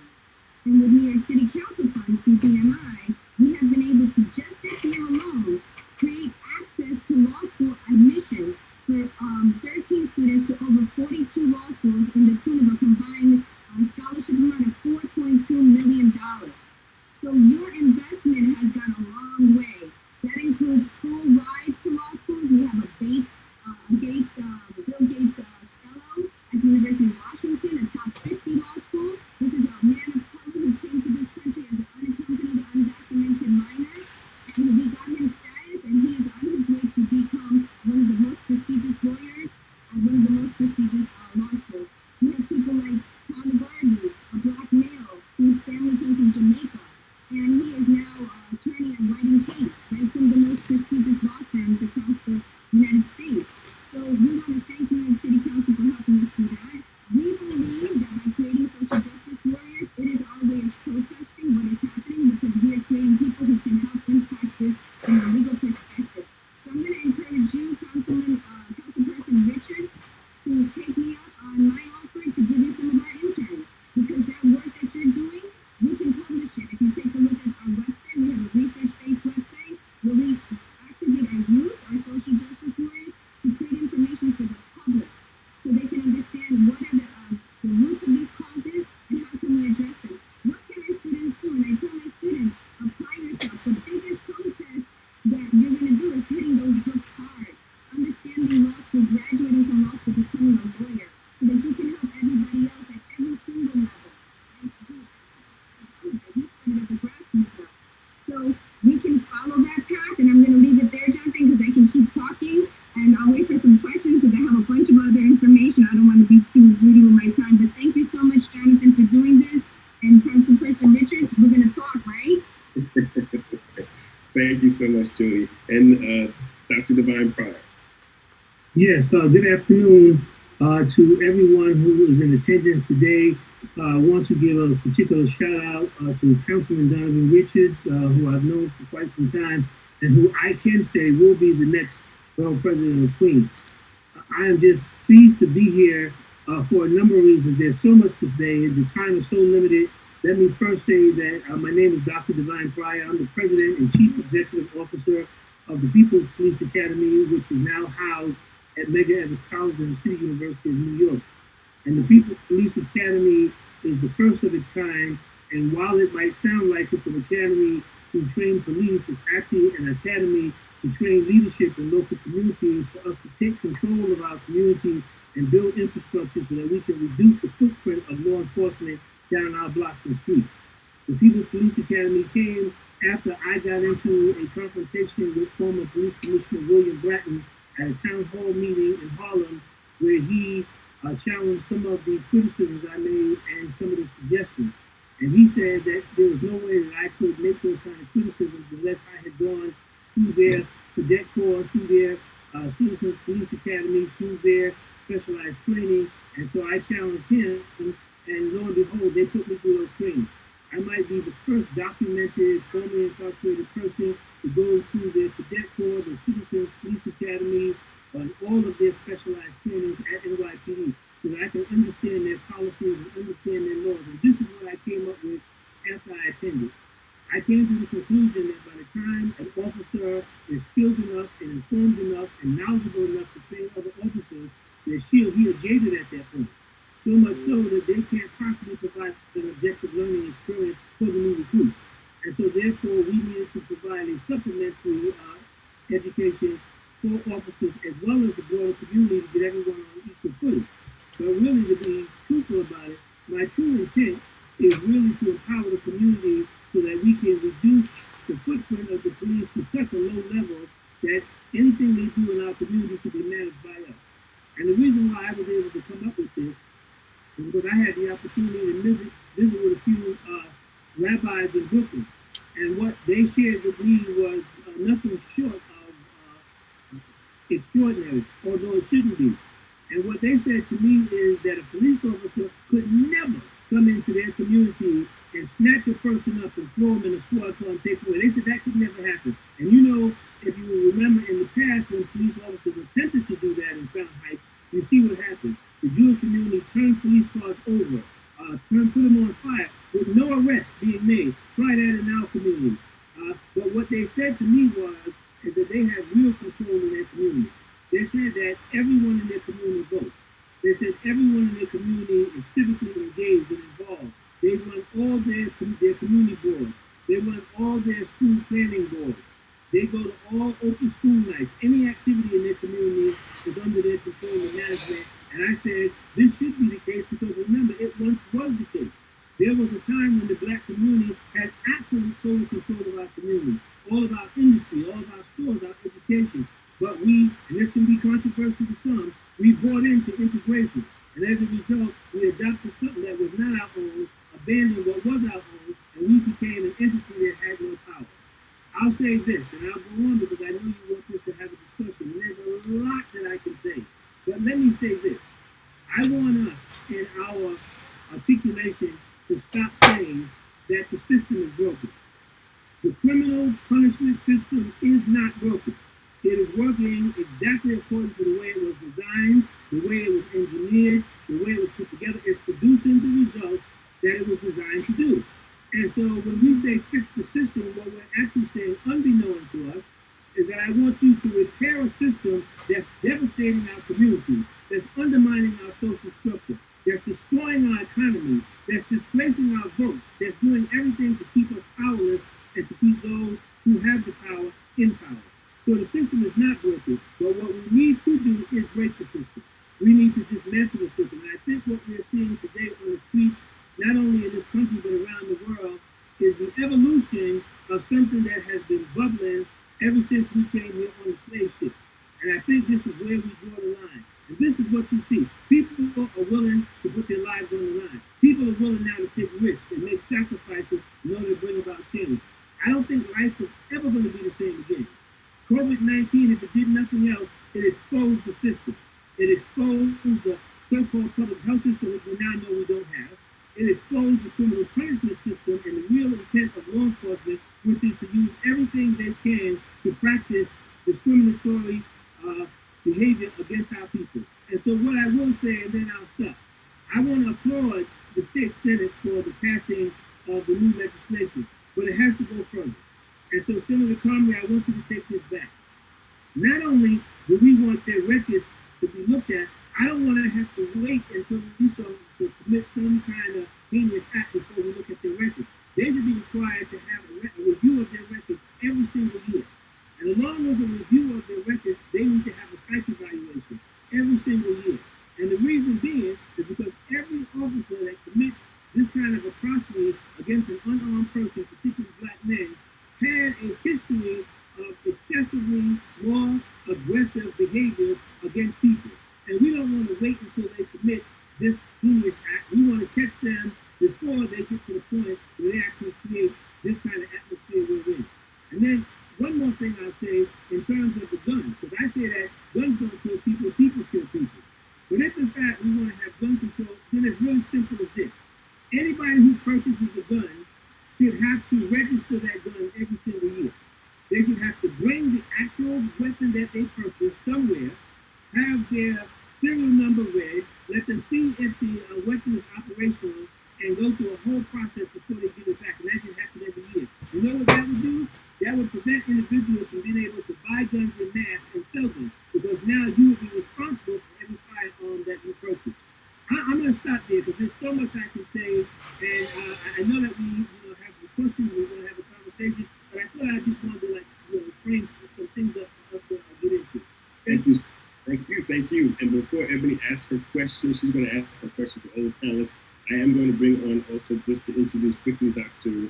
George White, Brother George White, who is a faculty member at the college. He is an amazing professor of history, and he's also, in my opinion, one of the hip-hop professors as well, because he does great work when it comes to teaching the history of hip-hop. But more importantly, he's been a really big part of this conversation, a very vocal person on our campus, and I wanted to have him just say a word, and we're going to transfer to Ebony to be able to ask the question of the panel. Thank you, Jonathan, for introducing me. All I can say is amen to what Divine and Jody and Jonathan all said. So it's fantastic. Let's just go right to the question. All right. Ebony asked the question before, and I wanted to now share with her guests as well as all the panelists. Okay, thank you. And thank you to everyone. It's good to see you again, Dr. White. I was on the session with you earlier. And actually my question was born out of something I heard on the earlier session. Because we did talk a bit earlier about policies and to Dr. Pryor's comments, how the system is not necessarily broken, but it's working as designed. And we talked about the historical nature of that. So we need to move things forward. And we have a whole host of people on this call who want to do the same. So we want to make sure that they're equipped to do that. And so the question was about advocacy and allyship. I know a lot of my guests and a lot of the panelists have spoken about the advocacy work that they're doing within certain communities. How can we translate that to work for us in this situation? As I mentioned, we've been through 17 straight days, 18 straight days of protest now since George Floyd has been killed, and we want to take all of this angst, all of this feelings, all of this ability and knowledge that we have, and try to move forward and do that as ourselves, as well as with allies, because we seem to have a lot of them these days that want to do this work with us. So how do we do that? What does it mean to be an ally, and how can we use our allies to move this conversation? That's for everyone on the panel. We can. I think the first thing you have to do is make sure that they're just not in it to feel good, right? I think a lot of people want to be able to have something to prove they're not racist and they're not prejudiced. I marched, and so I think that you're gonna have to ask some hard questions and see who stumbles. And I think you're gonna have to listen closely to people when they talk. I used to have a couple of questions I would ask people who were white that said they were my friends, like, why don't you come over my house? And then I would listen to their response. You know, am I going to be okay? Will my car be safe?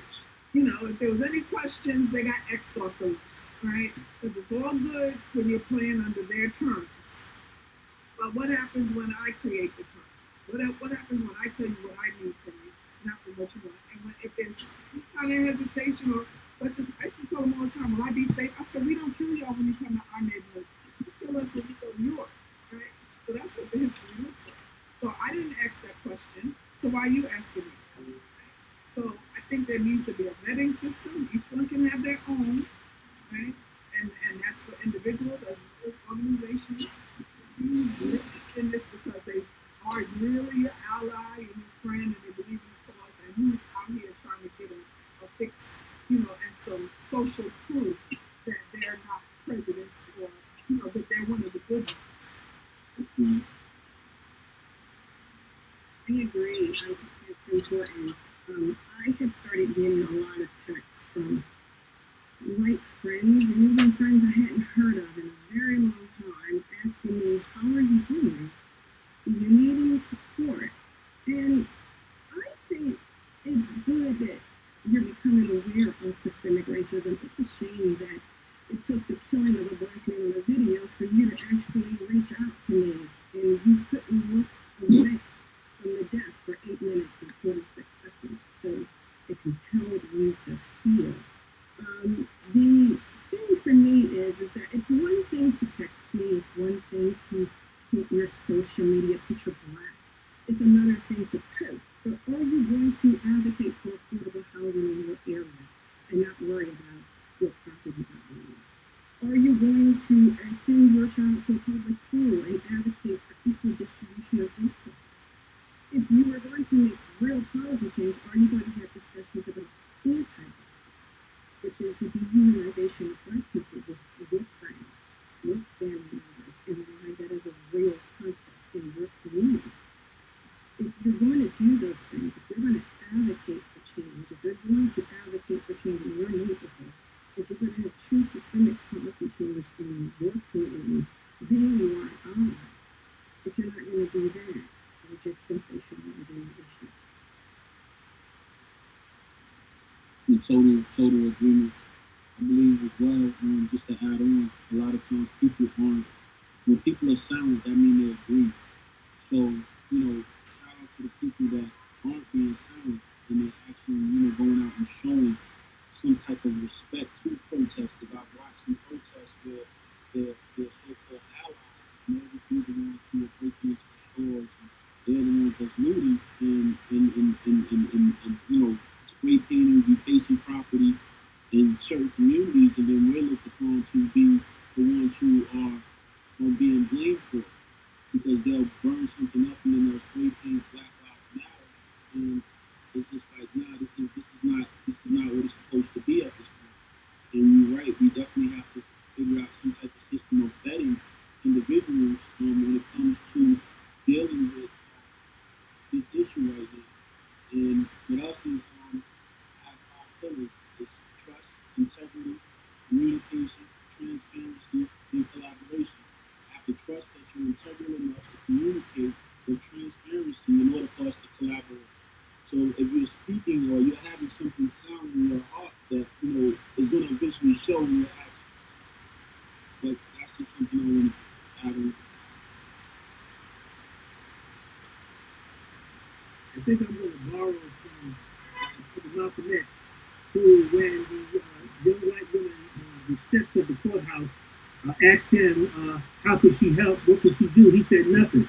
Well, what he should have said to her is that she should go back to her community. If she wants to do some organizing and she wants to address racism and she wants to deal with all of the institutions that are hurting our people, go back to your community, speak to your father who's a judge, speak to your cousin who's a prosecutor, speak to your family, educate them about racism. I don't need you to come to my community to teach us about racism. We know about racism from the day we're born until the day we go back into the dust. So what we should be is honest with our allies. We should say to our allies, I'm so glad you want to help. I'm so happy that you're woke and you're conscious and you're excited about being a part of school, now let me give you some instruction. And if they're not willing and able to take instruction, then you know that this is all about the okie doke. See, I'm really serious about what I do, and I think that it's high time for us to be unapologetic about giving instructions because we already know what needs to be done. We don't need no more books, we don't need no more research, we don't need no more statistics, we don't need no more analysis. We know exactly what the problem is. All we now need to do is give out instructions for our allies if they really want to be helpful. I think to just follow that line of thought, we're at a place in time where we have the attention of the privileged. And we have to figure out ways that we keep that attention of the privileged.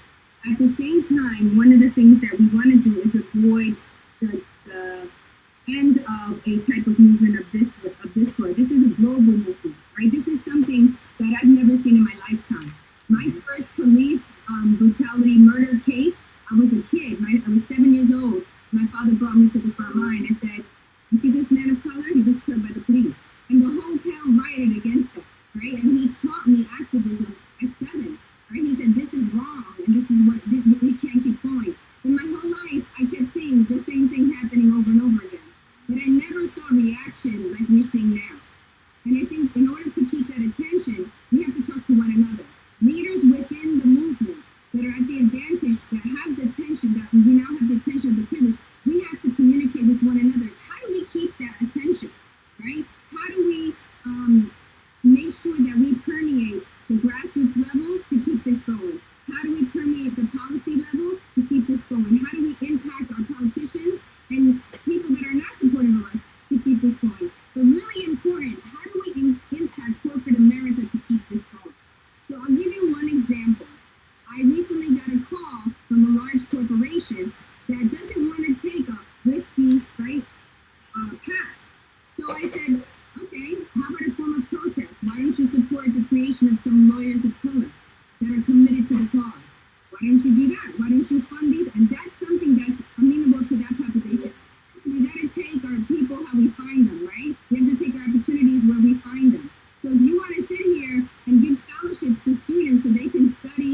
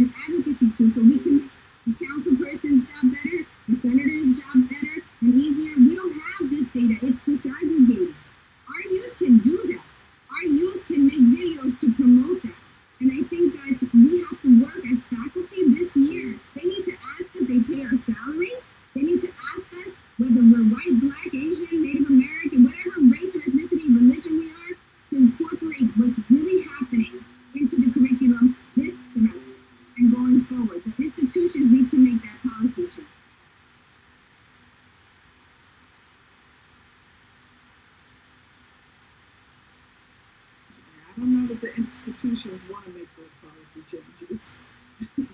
So I think we have to start a little higher up because I know that some conversations are not encouraged. And I think that, the students might have to become more vocal with the higher ups. And I know that I've made some suggestions to some higher ups, particularly at York, that they look at the demographic composition of the faculty, right? Because um, it is a 900% minority school, and it's not reflected in a lot of departments. And there are some departments, I know I was in one of them, where, you're a raisin in a bowl of milk. And you're working in some place where there's not much milk within the client, if you will, of the student base. So what's that about? And so how are you going to get an institution to have certain conversations when it's a beneficial to them if we remain mute, right? So I think that's something that has to be combated at the top. I think that a lot of people who are in authority have been woefully quiet about the realities of how the school is set up, how a lot of schools are set up. It's not uncommon. Statistically, 80% of educators within K through 12 are white, middle class white women. And the population is increasingly become minority. And so there's a real disconnect and nobody's addressing it. Right? I do workshops, and I had to take one yesterday around cultural competency in the classroom, right? But nobody's really focused, I think, on cultural competency within administrations. And they, in the end, dictate what's allowed and what's not allowed and how people are treated based on what they want to present. So to that end, I think the children, really, some of their protest needs to be around what they're offered academically and what kind of freedoms they have to speak about their experiences without the microaggressions and the disbelief and diminishing their experience, if not ignoring it. Well, if the truth is told, this is real talk. People with power and influence and privilege don't go to bed at night thinking about how to give you their privilege and give you their power and give you their influence. That's just not real. And so when we start talking about we want there to be an equitable distribution, we have to recognize that people are not going to hand that over to us. They're not going to turn it over. And here's why. My grandmother was so powerful, like most of our grandmothers. My grandmother said, never let nobody show you a wood nipple. She said, a bird in the hand is worth more than two in the bush. I remember she said, boy, it's hard to commit suicide jumping out the basement window. But here's what she told me about racism. She said, boy, the last person that's going to discover water will be a fish. I said, what are you talking about? And what grandma said to me is this. If you say to a fish that the water's wet, the fish don't know what you're talking about because the fish don't know wet, although it's surrounded by wet. It lives in the wet, it's dependent on the wet, all it knows is the wet. But the reason why it doesn't know wet is because the only way to know wet, it would have to know dry. The problem is that as soon as the fish finds out that the water is wet, when it goes on dry land, it will cease to exist. So we're talking about people who are born in privilege. We're talking about the whole world is designed for their comfort. Everything, every institution was engineered specifically to uphold their power and their privilege. And what we're asking them is to give that up? Really? So what we need to be ready for is a serious revolution on many levels. Because people are not going to just give up their influence and their power. Some of it we'll have to take. Some might, come around. We might be able to encourage the people. We have to have a multi-pronged, multi-level attack on the dismantling of this system. That's what needs to happen. That's real talk. Dr. Pryor, I want to follow up with what you just said, and it actually piggyback on something that Dr. Rohr said as well, because Dr. Rohr mentioned that, we're at this rare moment where we have the attention of the privileged, right? And there are real allies who want to help, right?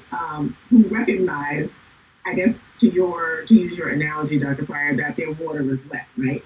And that they need to do something, that the rest of us need to be wet too, right?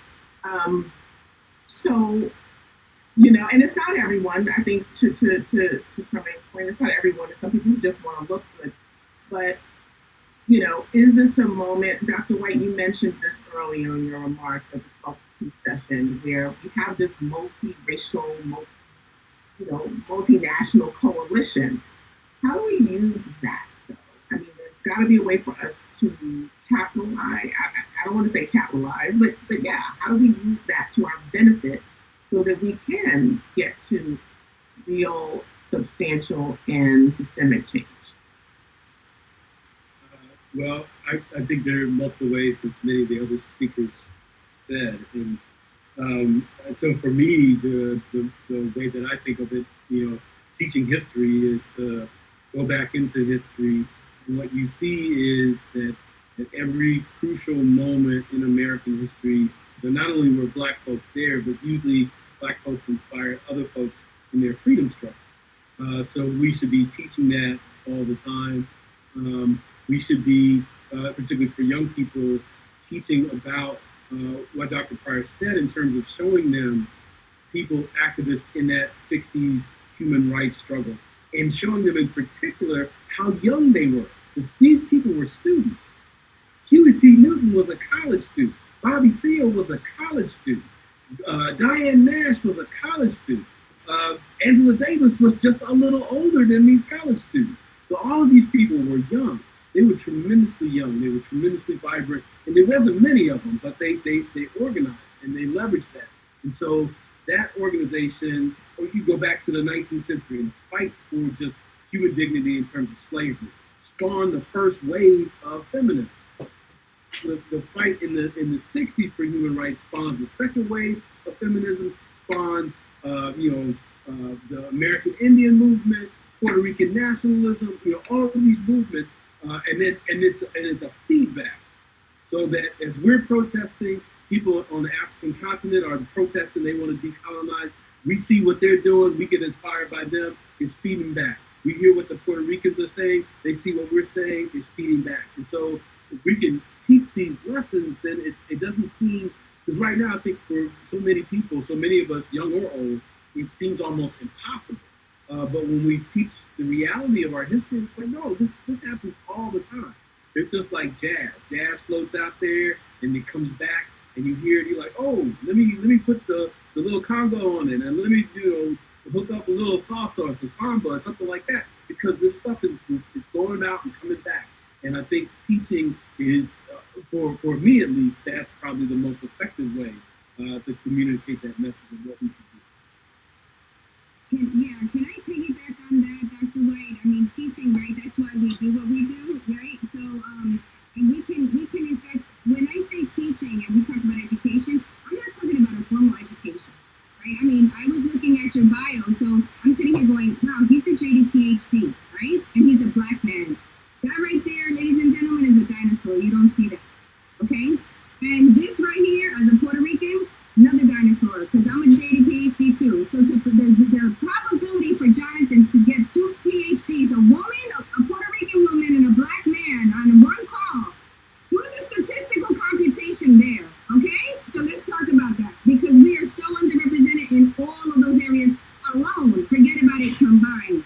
So one of the powerful things that we have is we're emulating what our students can do. I want the students to understand, you can do this. You can be Dr. White. You can be Dr. Rory. You can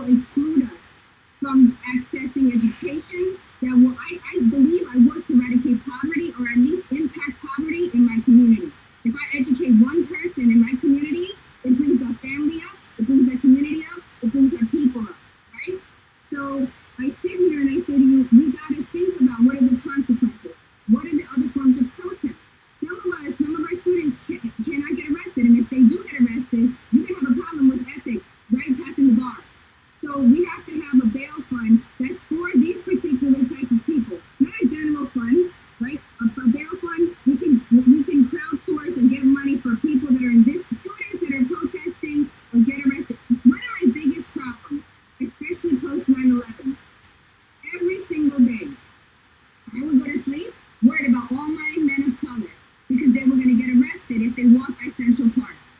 Okay? If they were Muslim looking, forget about it. If you were African American, forget about it. And that was messing up my trajectory for them to get to law school. You understand? Because you have to report that. It's already hard as a man of color to get into law school. Okay, when I went to law school, there were 5 Latinos, 10 African Americans, and that was it. Not much has changed. Okay? In the incoming class. So I'm trying to change that dynamic so I have more Georges and Jodys, right? But it's hard when you have these policies in place. So we need to keep our youth out of jail, and so that means that we have to reform policy, and you guys can do that. You youth can go interview your congressman and your senator and put a podcast, right, and put something on there on the internet so everybody can see it and make them accountable. You know, you have to help create ways so that these barriers don't allow us to not access education. I'm not saying education is for everybody, right? Come on, let's talk about it. Everybody's not going to go to college, but at least the people that are in that space can help create programs. For example, I work with reentry populations, right? I worked with the ACLU for 3 years to study mass incarceration. How do we eradicate or end mass incarceration? I was working with people in the community. The people in the community will give you, right, what you need. They have the data, Dr. Wright, right? They have the data that we need. So that we have to work together. We have to figure out how do we nexus these populations. And some of the stuff that we're doing right now is, whether it's in the classroom or in the street, right, is trying to educate and expose people to this reality, including our allies. We also have to, within people of color, find what are our commonalities. Westminster versus Mendez is the precursor to Brown versus Board of Education, right? Who's Westminster? A Mexican and Puerto Rican family, right? If Westminster didn't pass the muster, we might not have had Brown versus Board of Education. Okay, so we have to understand that history. How do we interconnect? Chinese Exclusion Act, right? How does that then impact Westminster? Because of the Chinese Exclusion Act and the Japanese internment, that's why, right, Westminster is possible, right? It's why Puerto Rican and Mexican family can move into a Japanese farm, right, and go to an all-white school. So you have to understand, no, we are so connected, you know? I mean, the Caribbean and the diaspora, the African diaspora, we have to find a commonality to keep it going. And I thank you so much, Dr. Roy. I'm going to have to end it on that note because I know, Lauren, you should have hopped up 2 minutes ago to get to your next one. But we're this, as I mentioned in the very beginning, just the beginning. We're going to continue this conversation for weeks. YC Radio is going to have wonderful programming, Anguish to Action. We're going to ask our interim vice president of enrollment management student affairs, Dr. Victoria Yates, to close us out with just a couple words. If you'd like to hop on, we'd love to have you say goodbye to our audience and thank them for being in the Sure, thank you. Everyone, really, I've just been able to log on for the last 30 minutes, but I've been inspired and I can't wait to see the recording. So let me start by just thanking all the panelists, all of our York College staff, students, the young people that are out there on the front line. Also, for the early part of this show, for Lisa and Wilkins that led the show, and then for Jonathan, Dr. Quash, and Dr. Andrews and Ebony taking on the challenge for me, giving them like a three-line outline of this program, and they worked so diligently to create this unbelievable show. So again, if I could be inspired in 30 minutes, I know that we've in this total time inspired a nation and inspired a lot to come. I look forward to being a part of the dialogue as it moves forward. And let me just simply say salute and let's get to work. Thank you.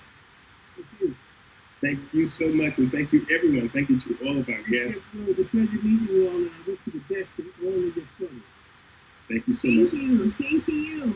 Okay, thank you. We will continue this conversation. We'll keep it going. Have a great night, everyone. Good night. Good night. Dr. White for president.